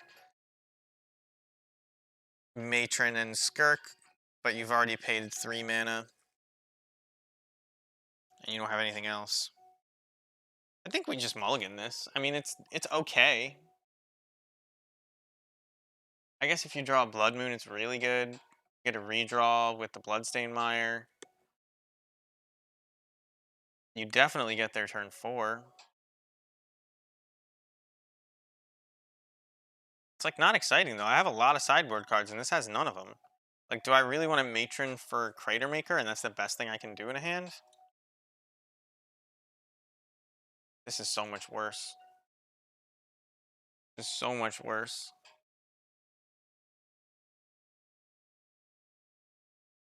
Well, they mulled to 6. They're keeping it 6. I have to mulligan this. I mean, we have to keep this. I don't think Skirk does anything in this hand. It doesn't let us turn to Shatter Assumptions, and I really want to try Shatter Assumptions. I'm going to throw back Skirk. Vile is really good. I mean, on the off chance that you like draw the Blood Moon, you can't even play Blood Moon and this card. So, oh my god. If I would have had the Skirk, I would have turned to Blood Moon. Well, we can draw a Skirk right now, and it won't matter. Not gonna, but what can you do? This card is bad. Look what it did to me. It's not even gonna do anything if I cast it. Like, you don't get out ahead. You don't get out ahead of their first payoff. You're playing some weird game where you try to grind them instead of put pressure on before they can get their good payoffs into play. I don't like it. I'm going to cast it next turn, and we're going to see how bad it is. Now, they have to interact with this Conspicuous Snoop. But if they play Karn the Great Creator, and they just have a tutor engine in play, I'm in trouble.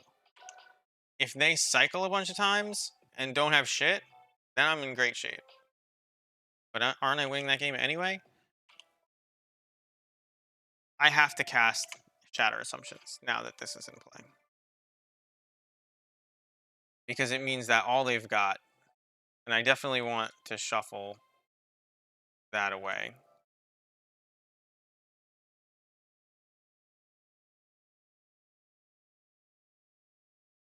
But they can just slam it off the top.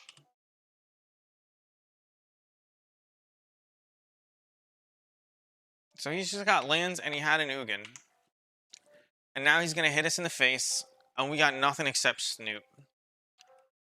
Whereas had I kept the Skirk, he'd be Blood Moon. This would have never come into play. He would have been a million miles from. I guess he had Nature's Claim. So Blood Moon wasn't even that good. But now that he's got no.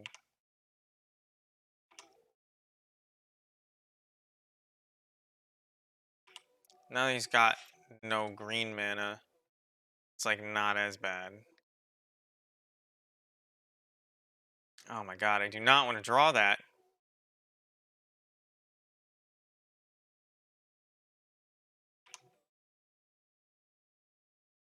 I mean, I can't attack because I can't block because I know I'm drawing Aether Vial and I need to draw something else.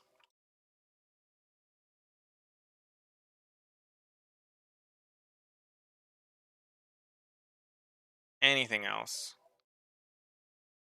Okay.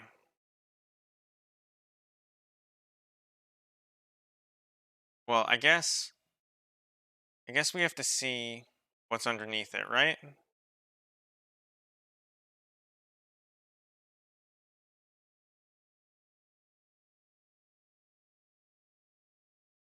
There is at this point no reason to attack, but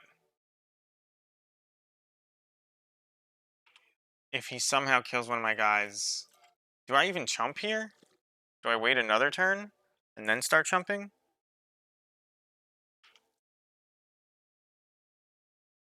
I think I chump here.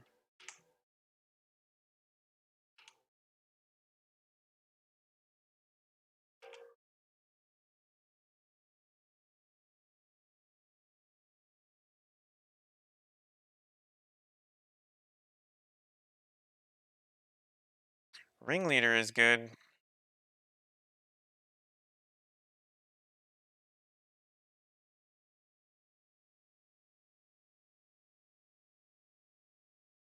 All right. This worked out really good for us. I should have attacked last turn, but it's okay.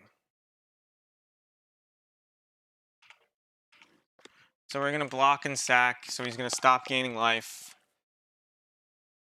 We're gonna violin a he's gonna Nature's Claim this Blood Moon and have 1,000 mana now. And he likely drew some. Oh no, he's just been playing lands. So you have all the mana you want. Play whatever payoff you've got. I'm dead. I didn't put you dead fast enough. What does he target here? He targets the Snoop. This Cavern of Souls only makes colorless mana now, by the way.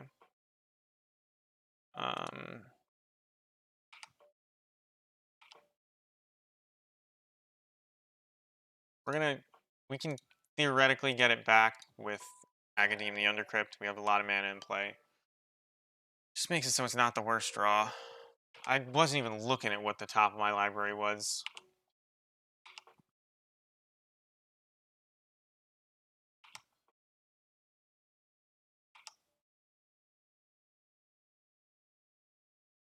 But with this Ringleader, we can do a lot of things.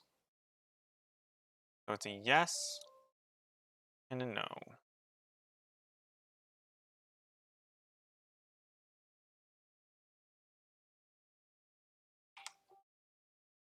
Get a Matron, a Snoop, and a Prospector. Let's see what's on top. Agadim, which brings back Chieftain, but that's not super relevant here, is it? Can I kill him this turn, though?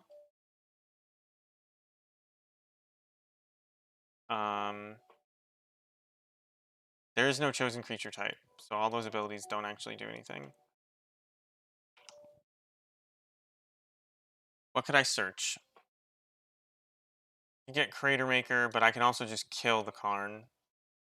I could get Kiki Jiki, but I can't put it. I could put it into play. I could get another Sling. I could get Pashlik Mons, and it doubles up on all of the damage, which I think is probably the best play, because this is 3, 4, 5, 6. He goes to 24. And then I have 1, 2, 3, 4, 5, 6, 7 goblins. That's another 13 damage. So he's at like 12. It puts him dead in a turn. I think Pashlik Mons is the play. And then we have Agadim to like kind of get everything back.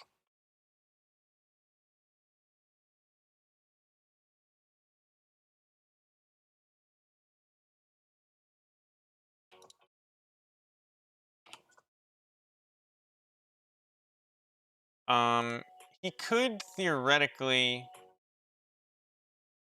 have like spatial contortion for my Sling Gang, but Pashlik Mons kind of makes that not a huge deal.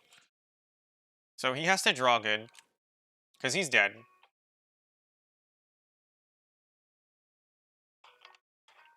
Draw well. Draw well.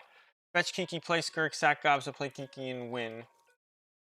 Fetch Kiki, play Skirk, sack Gobs, play Kiki. No, Kiki doesn't just win on this board, does it? What is Kiki? Playing Kiki doesn't go infinite with Snoop. You have to get Kiki on top. So we need a Harbinger. But if we fetched Kiki, I think we only had 3 mana left there. And we would have to, I guess we would have 1 black. No. Oh, maybe. Actually, we might have had enough mana to get Harbinger. I'm not sure. You might be right. And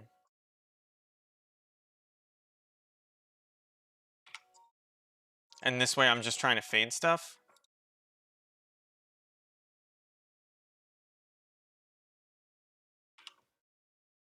Yeah, I'm not, I don't know. I think I probably had the mana for it because I'm looking at the number of goblins I have in play. Now, I put to put this one into play, this would be, this doesn't do it, I don't think.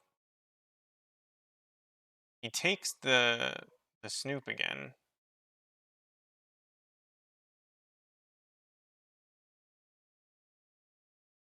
Do I have enough damage to kill him? 3, 4, 5, 6, 7, 8, 9. And then 10, 11, 12, 13, 14, 15, 16, 17, 18, 19, 20. And then if I make goblins, I'll have 1, 2 extra triggers per mana. And I could put him at 24, so I think that's enough. I think that's like exact.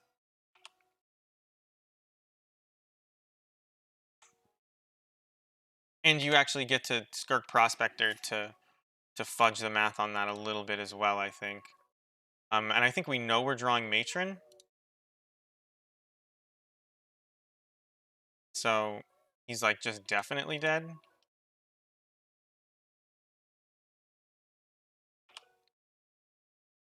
Use the ability. Doesn't really matter what I get.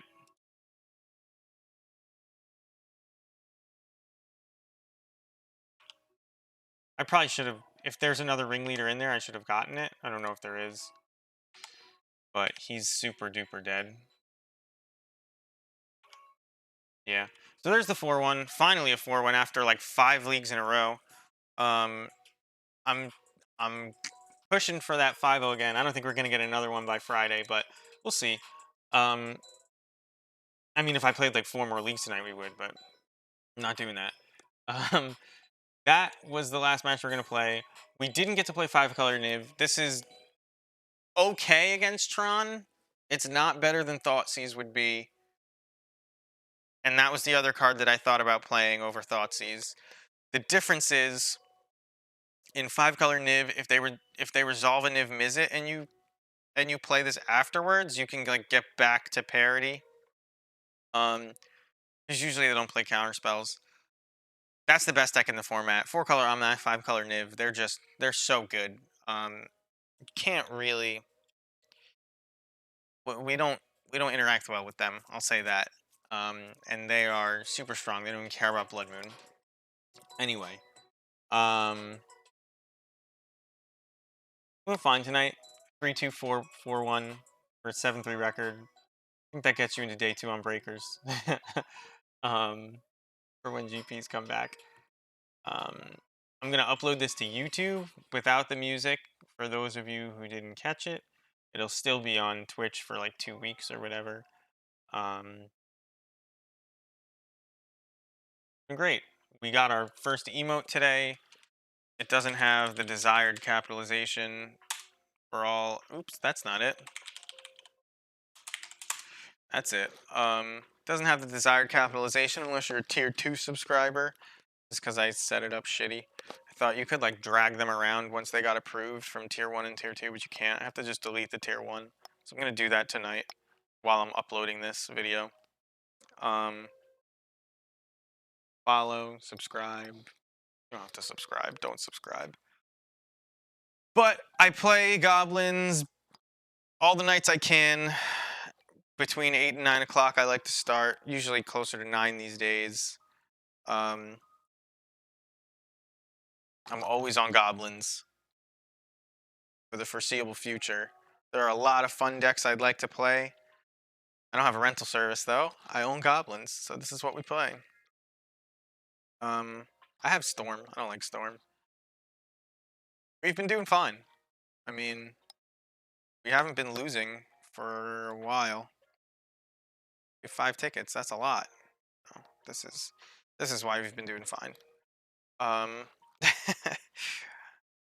Anyway, join the Goblins Discord. Should get MTG Bot to make a link to that. Does anybody have a link to the Goblins Discord? Maybe I'll do that live on stream right now. Last I tried to do it, the link only lasted like 4 days. But I don't know. I don't know how I found the Goblins Discord. Anyway, I'm going to sign off and I'm going to do that. Thank you for joining me. There's 3 of you guys. I'm going to try to raid somebody. I hope you stick around for it to give me the tiniest bit of clout. You can leave right afterwards. I won't tell anybody. I'm going to try to raid a modern streamer that is something like what I like. to watch. If not, I'll raid the ham. He's always appreciative, and I love watching the ham stream. uh, Modern is it prowess? No, thank you, Connor, man. Even though we're probably gonna end up raiding Connor, man. Where is my? There it is. I just want like a cooler deck than Is It Prowess, even though Is It Prowess is the best deck in the format. No, it's not. I keep saying 5 colors, and I mean that. Modern Esper Control Pimp Donnie. We rated him the other day, so let's rate him again. He always plays interesting decks at least. Anyway, please stick around for that. / raid Pimp Donnie. Please follow. I'll see you next time, probably Wednesday at 8 or between 8 and 9. I'll be playing this deck again. I might not have these shatter assumptions in by then. I don't know. We'll see. Anyway, thank you very much. I appreciate it. Have a good night.